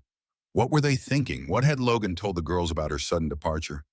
Did they believe the accusations, or did they trust in the woman they had come to know over these past weeks? The questions circled in her mind like caged birds, finding no answers, offering no peace. Eventually, exhaustion claimed her, and she fell into a fitful sleep, dreaming of running through endless snow, pursued by shadows with familiar faces. Logan Grant stood at the window of his study, watching as the first light of dawn touched the eastern mountains. He hadn't slept. How could he, with Rebecca in jail and his daughters crying themselves to sleep in the next room? After the sheriff's party had taken Rebecca away, he had gathered the twins, explaining as gently as possible that Miss Sullivan had been taken to town because of a misunderstanding, that she hadn't done anything wrong, and that he would bring her back as soon as he could. But why did they take her, Papa? Sarah had asked, her small face streaked with tears. She was helping us with the Christmas decorations. She promised to teach us how to make paper snowflakes. Sometimes people make mistakes, Logan had replied, choosing his words carefully. Mr. Harrington thinks Miss Rebecca did something wrong, but she didn't.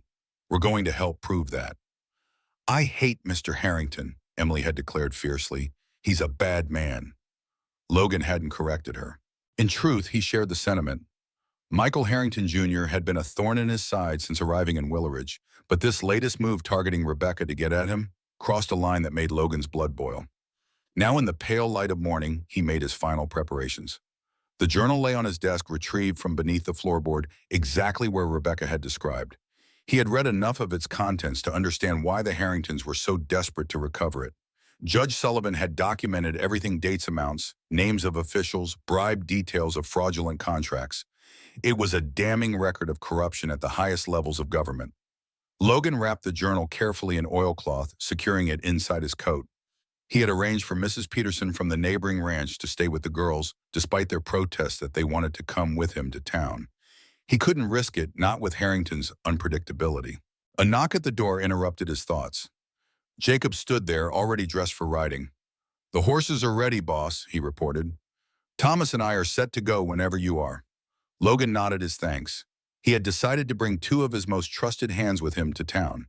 Not that he expected violence, but with Harrington involved, it was better to be prepared. I'll be right out, he told Jacob. Just need to say goodbye to the girls. He found the twins in the kitchen, sullenly pushing porridge around their bowls under Mrs. Peterson's watchful eye. "I'm leaving now," he announced, kneeling to their level despite the protest from his bad leg. "I'll be back as soon as I can, hopefully with Miss Rebecca." "Promise?" Sarah asked, her voice small. "I promise to do everything I can," Logan replied, knowing better than to make guarantees he might not be able to keep. "You be good for Mrs. Peterson. No wandering off, understand?" The twins nodded solemnly, then threw their arms around him in a fierce hug. Logan held them close, drawing strength from their trust in him, their unwavering belief that he could fix any problem right, any wrong. If only it were that simple. The ride to town was silent, each man lost in his own thoughts as they followed the snow-packed road. Logan's mind kept returning to Rebecca's revelation on the hillside her father murdered herself a fugitive, the journal a death sentence if found in her possession. So much made sense now, her wariness, her reluctance to speak of Boston, the haunted look that sometimes crossed her face when she thought no one was watching. And yet, despite these secrets, she had brought life back to his home, joy to his children, and a warmth to his heart he had thought long extinguished after Catherine's death. The thought of her in that jail cell alone and afraid made his jaw clench with barely contained fury. Willowridge appeared ahead, smoke rising from chimneys against the cold morning air. Logan directed Jacob and Thomas to the livery stable, while he continued on to Reed's office near the town square. The lawyer was already there, papers spread across his desk, looking as if he hadn't slept any more than Logan had. He rose quickly when Logan entered. "Grant, thank God. Did you find it?" Logan reached into his coat and produced the journal, setting it carefully on the desk. Everything Rebecca said it would be. Names, dates, amounts, the whole corrupt operation. Reed picked up the journal with reverent care, scanning several pages with growing excitement. "This is it. This is exactly what we need." He looked up at Logan, his expression serious. "You understand what this means. Senator Harrington isn't just another corrupt politician. He's been selling government contracts, laundering money through frontier banks, manipulating railroad routes for personal profit. This is high treason." "I don't care about politics," Logan said bluntly. "I care about getting Rebecca out of that jail before Harrington ships her off to Boston or worse." Reed nodded, understanding the priority. "Of course, this changes everything. With this evidence, I can request federal intervention." He reached for his coat. "We need to see the sheriff, immediately show him what we have." "And if he's in Harrington's pocket too?" Logan asked, the thought having occurred to him during the long night. "Dawson's a lot of things, but corrupt isn't one of them," Reed replied confidently. "He's following the law as he sees it. Show him the real law's been broken, and he'll do what's right." Logan wasn't so sure, but he followed Reed out into the street, the journal secure in the lawyer's coat. They had gone only a few paces when a familiar voice called out, "Grant, just the man I was looking for." Michael Harrington, Jr. approached from the direction of the bank, immaculately dressed. Despite the early hour, a thin smile on his face that didn't reach his eyes. "Harrington," Logan acknowledged coldly, "I have nothing to say to you." "Oh, I think you do," Harrington countered smoothly. "I have a proposition that might interest you regarding your house guest." Logan's hand tightened on his cane knuckles, whitening. "Rebecca Sullivan is innocent of your trumped-up charges, and we both know it." "Innocence is such a subjective concept," Harrington said with a dismissive wave. "But let's not quibble about details. The fact remains, Miss Sullivan is in serious trouble. The federal marshal arrives tomorrow to escort her to Boston, where she'll face charges that could put her in prison for years." He paused, studying Logan's expression. "Unless, of course, someone were to intervene on her behalf." "Someone like you." Logan's voice was dangerously quiet. "Precisely." Harrington smiled, clearly enjoying his perceived advantage. "I could see my way to dropping the charges, citing a case of mistaken identity, perhaps in exchange for certain considerations." "The north pasture," Logan guessed, contempt evident in his tone. "The entire ranch actually," Harrington corrected, "signed over to the bank with you and your daughters vacating the property by the end of the month. In return, Miss Sullivan goes free, all charges forgotten." The audacity of the demand left Logan momentarily speechless. Beside him, Reed stirred as if to speak, but Logan silenced him with a slight shake of his head. Better that Harrington remained unaware of Reed's true identity for now. "You're asking me to give up my family's home, my daughter's inheritance, everything we have," Logan said finally, his voice level, despite the rage building inside him. "For what, your word that you'll release Rebecca?" "My word as a gentleman," Harrington confirmed with mock solemnity. Which is more than a woman like her deserves, frankly. A mail-order bride with a mysterious past. She's fortunate I'm offering her any consideration at all. Logan stepped closer, using his height advantage to look down at Harrington with undisguised contempt. Let me be perfectly clear. I will not sell you my ranch. Not for any price, and certainly not under threat. Rebecca Sullivan is worth 1,000 of you, Harrington, and I will see her free without sacrificing a single acre to your greed. Harrington's facade of civility slipped, revealing the cold calculation beneath. You're making a mistake, Grant. A costly one. When Miss Sullivan is rotting in a Boston prison, remember that you had the chance to save her. When this is over, Logan replied quietly, the only one facing prison will be you and your father. Something in his tone must have given Harrington pause, for his eyes narrowed suspiciously. What are you playing at, Grant? Before Logan could respond, the church bell began to toll, signaling 8 o'clock. Reed touched Logan's arm. We should go. The sheriff will be at his office by now. Harrington's gaze shifted to Reed, then back to Logan, a new wariness in his expression. This isn't over, Grant. Not by a long shot. On that we agree, Logan said coldly, turning away to follow Reed toward the sheriff's office. Behind them, Harrington remained standing in the street, watching their departure with narrowed eyes. Sheriff Dawson was at his desk when they entered, looking up with surprise at their arrival. Grant, Reed, what can I do for you gentlemen this morning? We need to talk about Rebecca Sullivan, Logan began, without preamble. Dawson sighed, setting down his coffee cup. Look, Grant, I understand you're upset, but I'm just doing my job. I got a warrant signed and proper and charges filed by a respectable citizen. A respectable citizen who's been trying to steal my land for months, Logan countered. Doesn't that strike you as suspicious, Dawson? The sheriff shifted uncomfortably. It's not my place to question motives, just to enforce the law. If you have evidence the charges are false, we have more than that, Reed interrupted, stepping forward and placing the journal on the desk. We have evidence that Michael Harrington Jr. and his father, Senator Edward Harrington, are engaged in a criminal conspiracy involving fraud, bribery, and corruption at the highest levels of government. Dawson blinked, clearly taken aback by the accusation. That's a serious claim, Reed.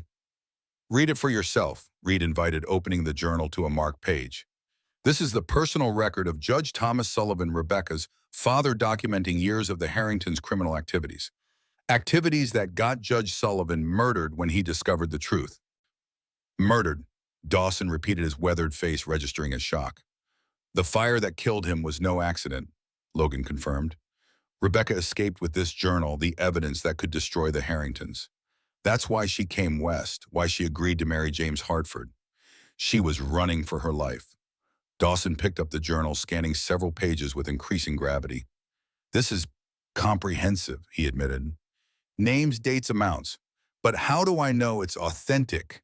Because I'm not just a lawyer, Reed said, producing an official-looking document from his coat. I'm an agent with the United States Treasury Department investigating the Harringtons for financial crimes. This journal is exactly the evidence we've been seeking. The sheriff studied Reed's credentials, then looked back at the journal, conflict evident in his expression. Even if this is all true, and I'm not saying it isn't, I still have a legal warrant for Miss Sullivan's arrest. I can't just ignore that. The warrant was based on false charges, Logan argued. Harrington is trying to silence Rebecca before she can expose his crimes. That may be, Dawson conceded, but I need more than accusations to release her. I need official direction, preferably from a judge. Reed nodded, having anticipated this response. I've already telegraphed my superiors in Washington. With this journal as evidence, they'll authorize federal intervention. But that will take time, and Harrington plans to have Rebecca transferred to Boston tomorrow. Dawson frowned. I haven't received any orders about a transfer yet. But you will, Logan said grimly. Harrington just tried to blackmail me, the ranch, in exchange for dropping the charges against Rebecca. He's desperate to get her out of Willowridge before the truth comes out. The sheriff sat back in his chair, running a hand over his face as he considered the situation. I can't release her without proper authority, he said finally. But I can refuse to transfer her until I receive official confirmation from the federal marshal's office, not just Harrington's word. That might buy you some time. It wasn't the immediate freedom Logan had hoped for, but it was something. Thank you, Sheriff. Don't thank me yet, Dawson warned. Harrington has influence in this town. If he gets wind of what you're planning, he won't take it lying down. Let me worry about Harrington, Reed said, gathering the journal and tucking it securely inside his coat. I need to send more telegrams, get this evidence to my superiors as quickly as possible. Can I see her? Logan asked Dawson. Rebecca? The sheriff hesitated, then nodded. 5 minutes, no more, and I'll have to be present. It wasn't ideal, but Logan would take what he could get. Thank you. Reed departed for the telegraph office while Dawson led Logan to the cells at the back of the building. Rebecca was sitting on the narrow cot, her face pale but composed. She rose quickly when she saw Logan moving to the bars that separated them. Logan? She breathed, relief evident in her voice. You came. Of course I came, he replied, wishing he could take her hand, hold her close, anything to erase the fear he saw behind her brave facade. Did you think I wouldn't? I hoped, she admitted softly. How are the girls? Worried about you, missing you. Logan glanced at Dawson, who had retreated a few paces to give them a semblance of privacy. Lowering his voice, he added, We found the journal. Reed has it now. He's contacting his superiors in Washington. Hope flickered in Rebecca's eyes. So you believe me about everything? I believe in you, Logan corrected gently. The woman I've come to know these past weeks, the woman who brought life back to my home, joy to my children. Whatever your past holds, whatever name you used or secrets you kept, that woman is real. And that's the woman He paused, aware of Dawson's presence, of the bars between them, of all the obstacles that still stood in their way. That's the woman I'm fighting for, he finished simply. Tears welled in Rebecca's eyes, but she blinked them back, unwilling to show weakness in this place. Thank you, she whispered, for believing in me when you had every reason to doubt. Harrington came to me this morning, Logan continued, keeping his voice low, offered to drop the charges if I signed over the ranch. Alarm flashed across Rebecca's face. Logan, no, you can't. That ranch is your home, your daughter's future. I won't have you sacrifice everything for me. I didn't agree, he assured her quickly. I would never give Harrington the satisfaction. But it shows how desperate he is. He knows we have the journal, and he's trying to regain control of the situation. He's dangerous, Logan, Rebecca warned. His father even more so. They've already killed once to protect their secrets. They won't hesitate to do it again. I know, Logan acknowledged. That's why Reed is moving quickly. He thinks with the journal, there's evidence the Treasury Department can bring federal charges against both Harringtons. And until then, Rebecca glanced toward Dawson, who was making a show of examining the wall calendar. What happens to me? Dawson's agreed to delay any transfer until he receives official orders from the federal marshal, Logan explained. It buys us time at least. Rebecca nodded, understanding the precarious nature of their position. And the girls, are they safe? Mrs. Peterson is staying with them, Logan assured her. Jacob and Thomas are with me in town. We're taking precautions. Time's up, Grant, Dawson called, approaching once more. I've already bent the rules letting you in here at all. Logan nodded his understanding, though it cost him to leave Rebecca in this cold cell. I'll be back as soon as there's news, he promised her. Stay strong. You too, she replied, her hand briefly touching his through the bars. Be careful, Logan. Don't underestimate Harrington.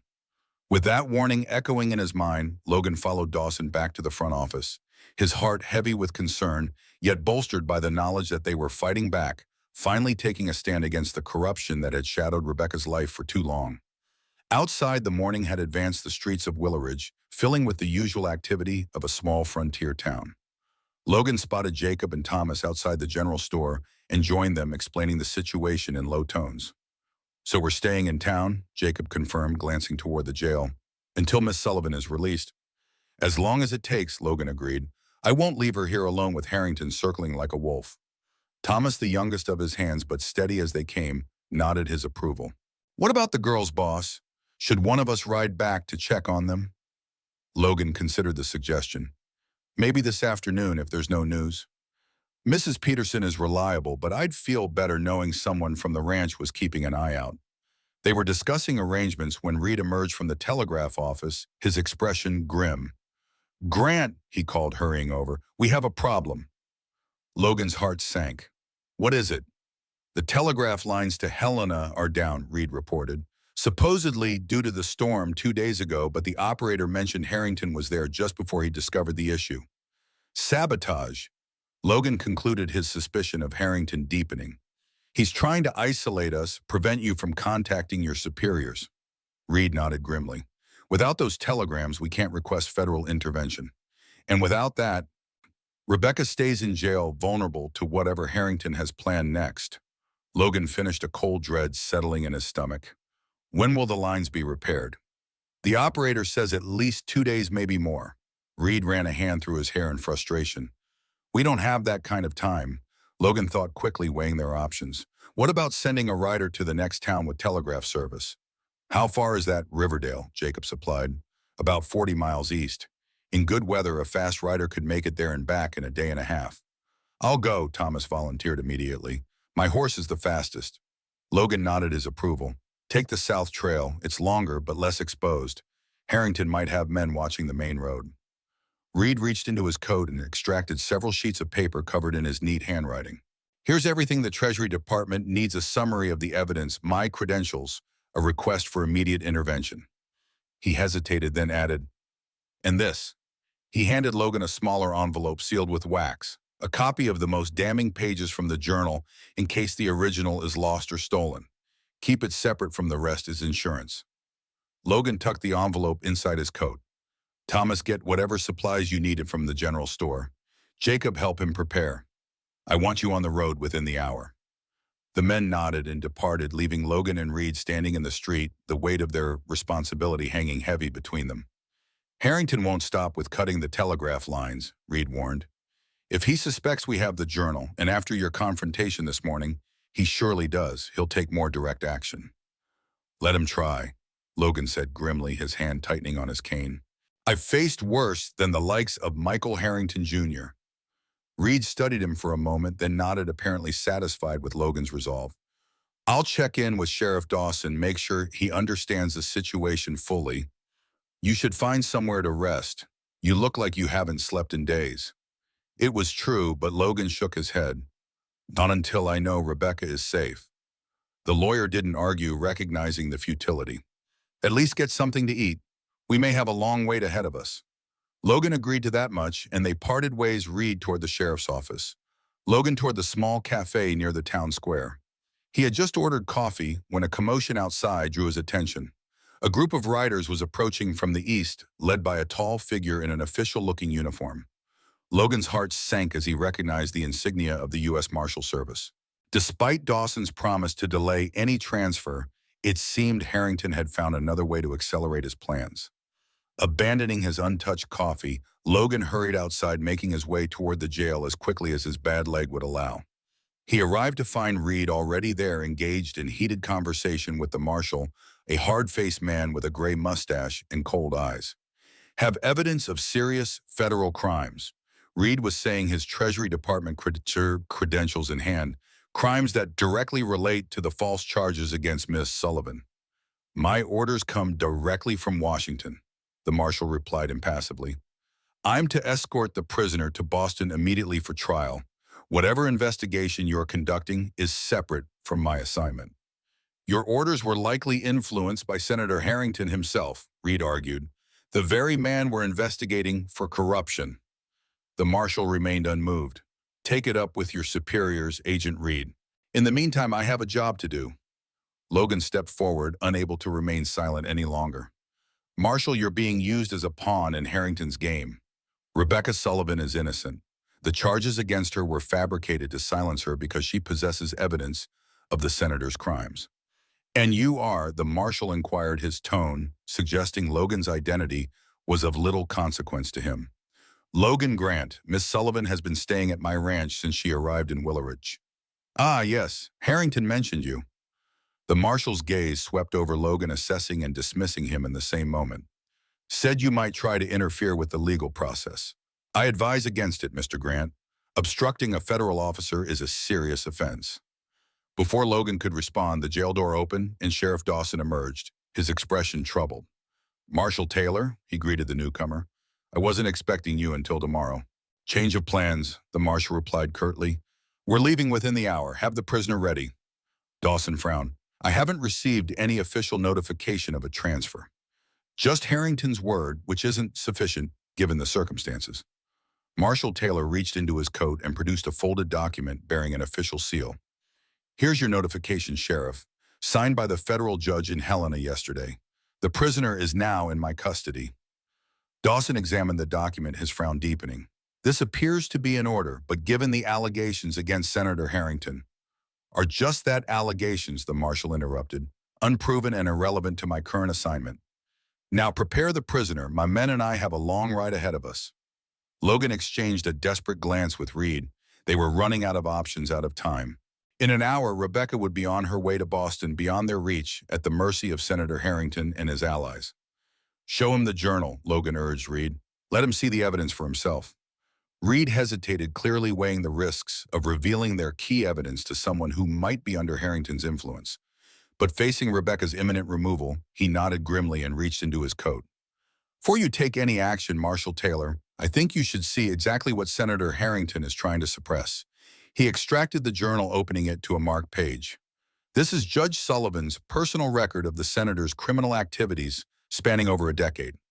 The marshal's expression remained impassive as he took the journal, scanning several pages with practiced efficiency. Interesting reading, he commented finally, but it doesn't change my orders.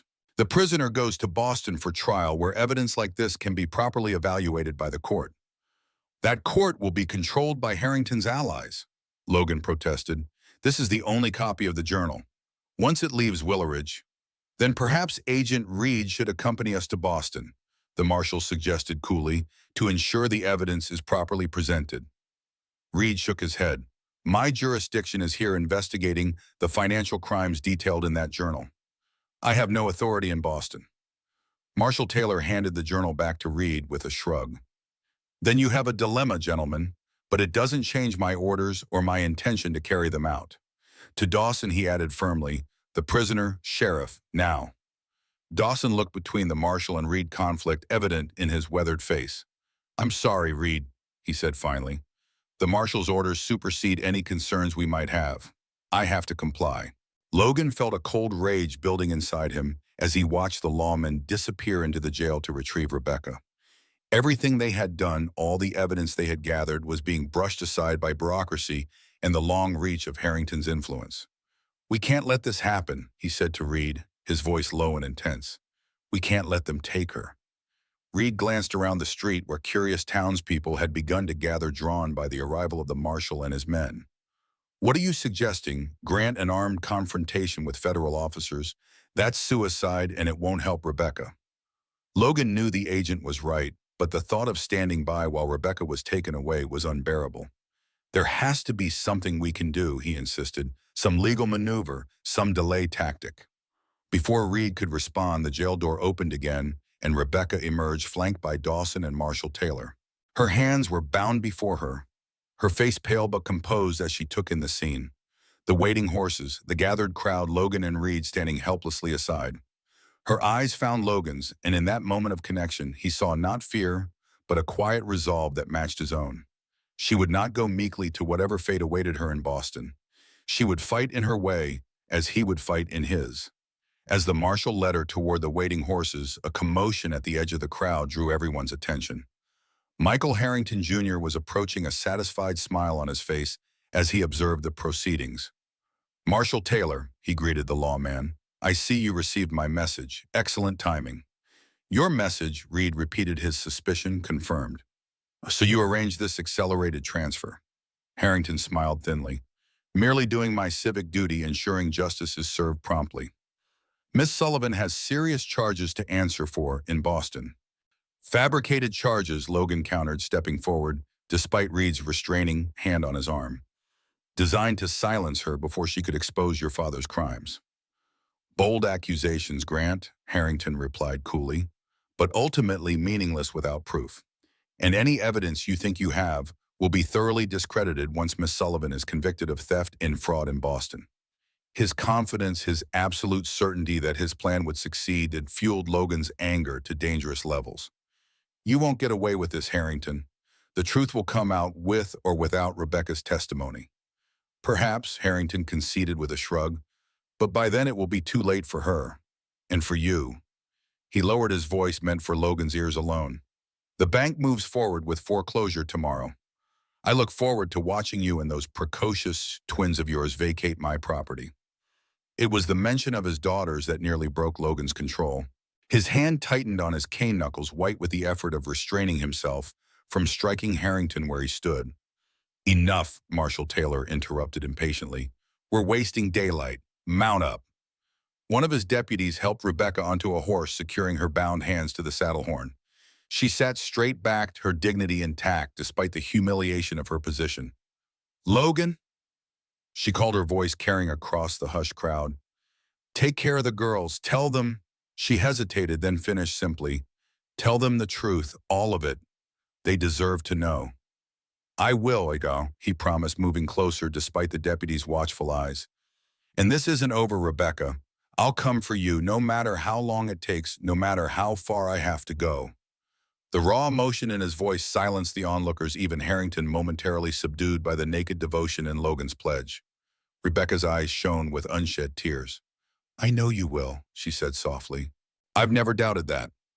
Marshal Taylor signaled to his men, and the small procession began to move Rebecca at its center, flanked by armed deputies.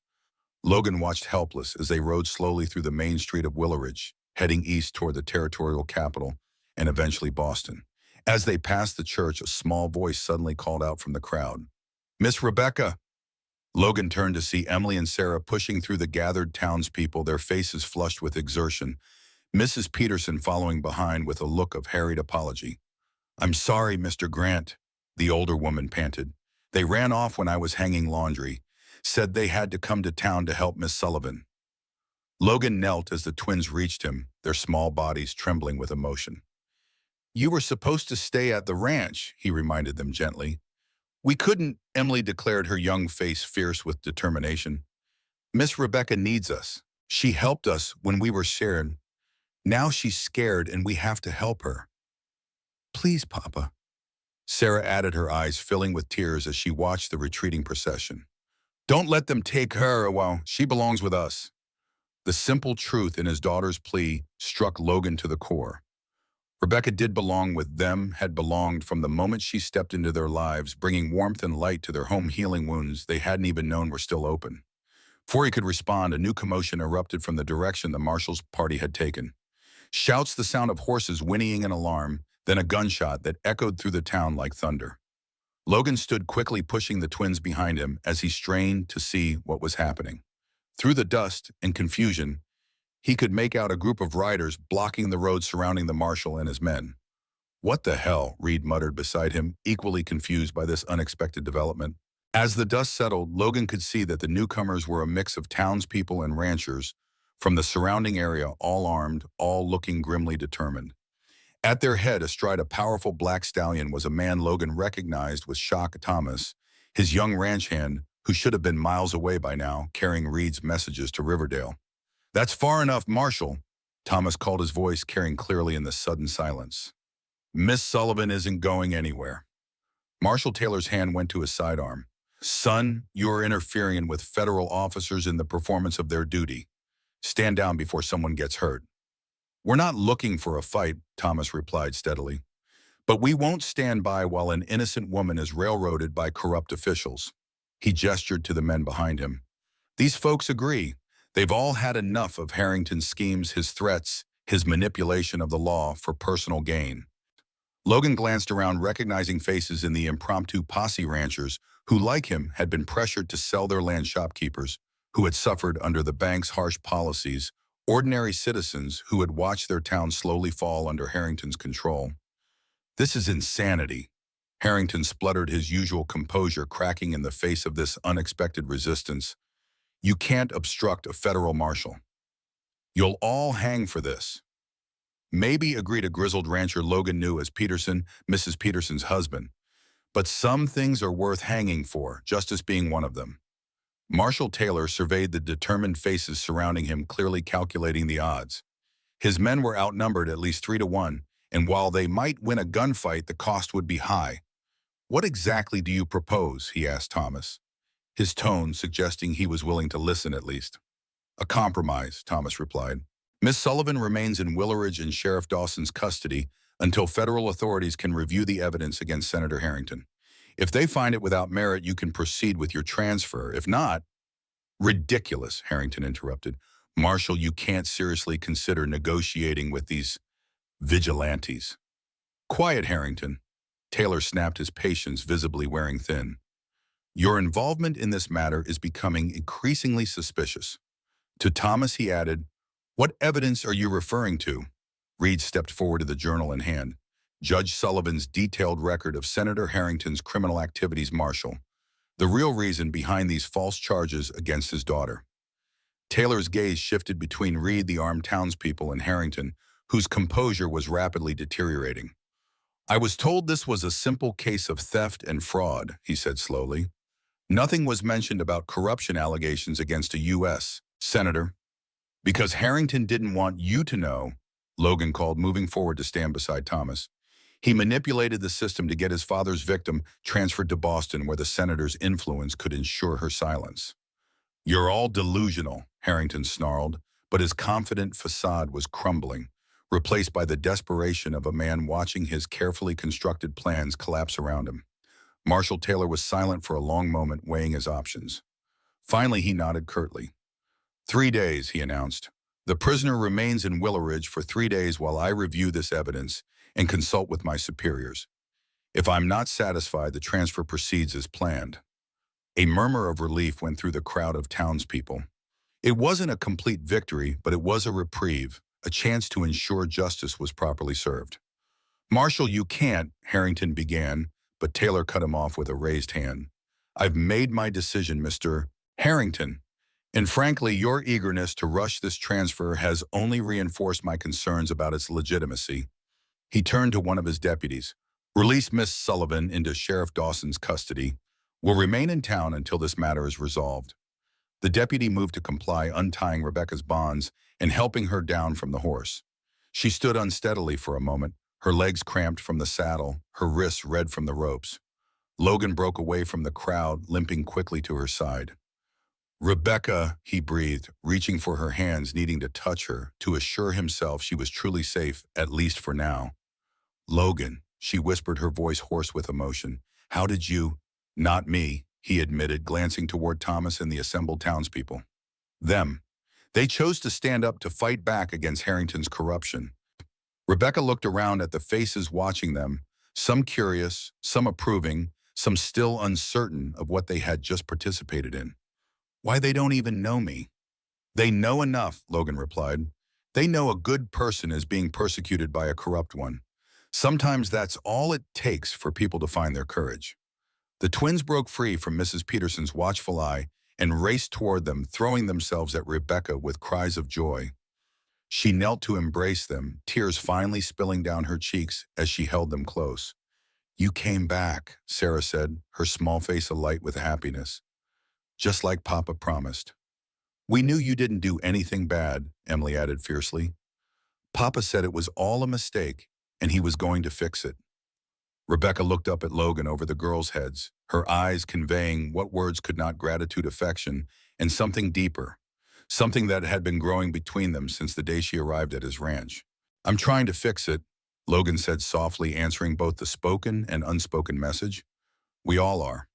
Sheriff Dawson approached, his expression a mix of relief and concern. We should get Miss Sullivan back to the jail, he said, though his tone was apologetic. Until the marshal makes his decision, she's still technically in custody. Logan nodded his understanding, helping Rebecca to her feet. The twins clung to her hands, reluctant to let go after coming so close to losing her. Can we visit? Sarah asked Dawson, her eyes pleading. Please, Sheriff, we'll be good. Dawson's weathered face softened at the child's earnest request. I suppose that could be arranged, under supervision, of course. Thank you, Rebecca said, genuine gratitude in her voice despite her continued confinement. For everything you've done today. Just following the law, ma'am, Dawson replied, though his expression suggested he understood the deeper significance of the day's events. True justice, not just the letter on a page. As they made their way back toward the jail, Logan noticed Harrington standing apart from the dispersing crowd, his face a mask of barely contained fury. Their eyes met briefly, and in that moment, Logan recognized the dangerous desperation of a cornered man. "This isn't over, Grant," Harrington called, his voice carrying across the street. "Not by a long shot. Undamadas by my father has resources you can't begin to imagine." "So do we," Logan replied steadily. "Truth, justice, the support of good people who've had enough of your family's corruption." Harrington's laugh held no humor. "Noble sentiments. Let's see how far they carry you when the real power arrives." With that cryptic warning, he turned and strode toward the bank, his back rigid with suppressed rage. Reed appeared at Logan's side, watching Harrington's retreat with concern. "He's right about one thing," the Treasury agent murmured. "This isn't over. If anything, the real fight is just beginning." Logan nodded grimly, his hand tightening on his cane. "Then we better be ready for it." As he followed Rebecca and the twins toward the jail, Logan felt a strange mix of emotions: relief that the immediate crisis had been averted, determination to see the fight through to its conclusion, and a quiet growing certainty about what he wanted for his future, for his daughter's future, for the woman who had brought light back into their lives. Whatever came next, whatever the Harringtons threw at them, whatever challenges they faced, they would face it together. As a family, the family they were always meant to be. The thought brought a peace that transcended the turmoil of the day, a foundation of certainty upon which all else could be built. Rebecca Sullivan had come to Willowridge as a mail-order bride for another man, but fate, it seemed, had other plans, plans that were only now beginning to unfold.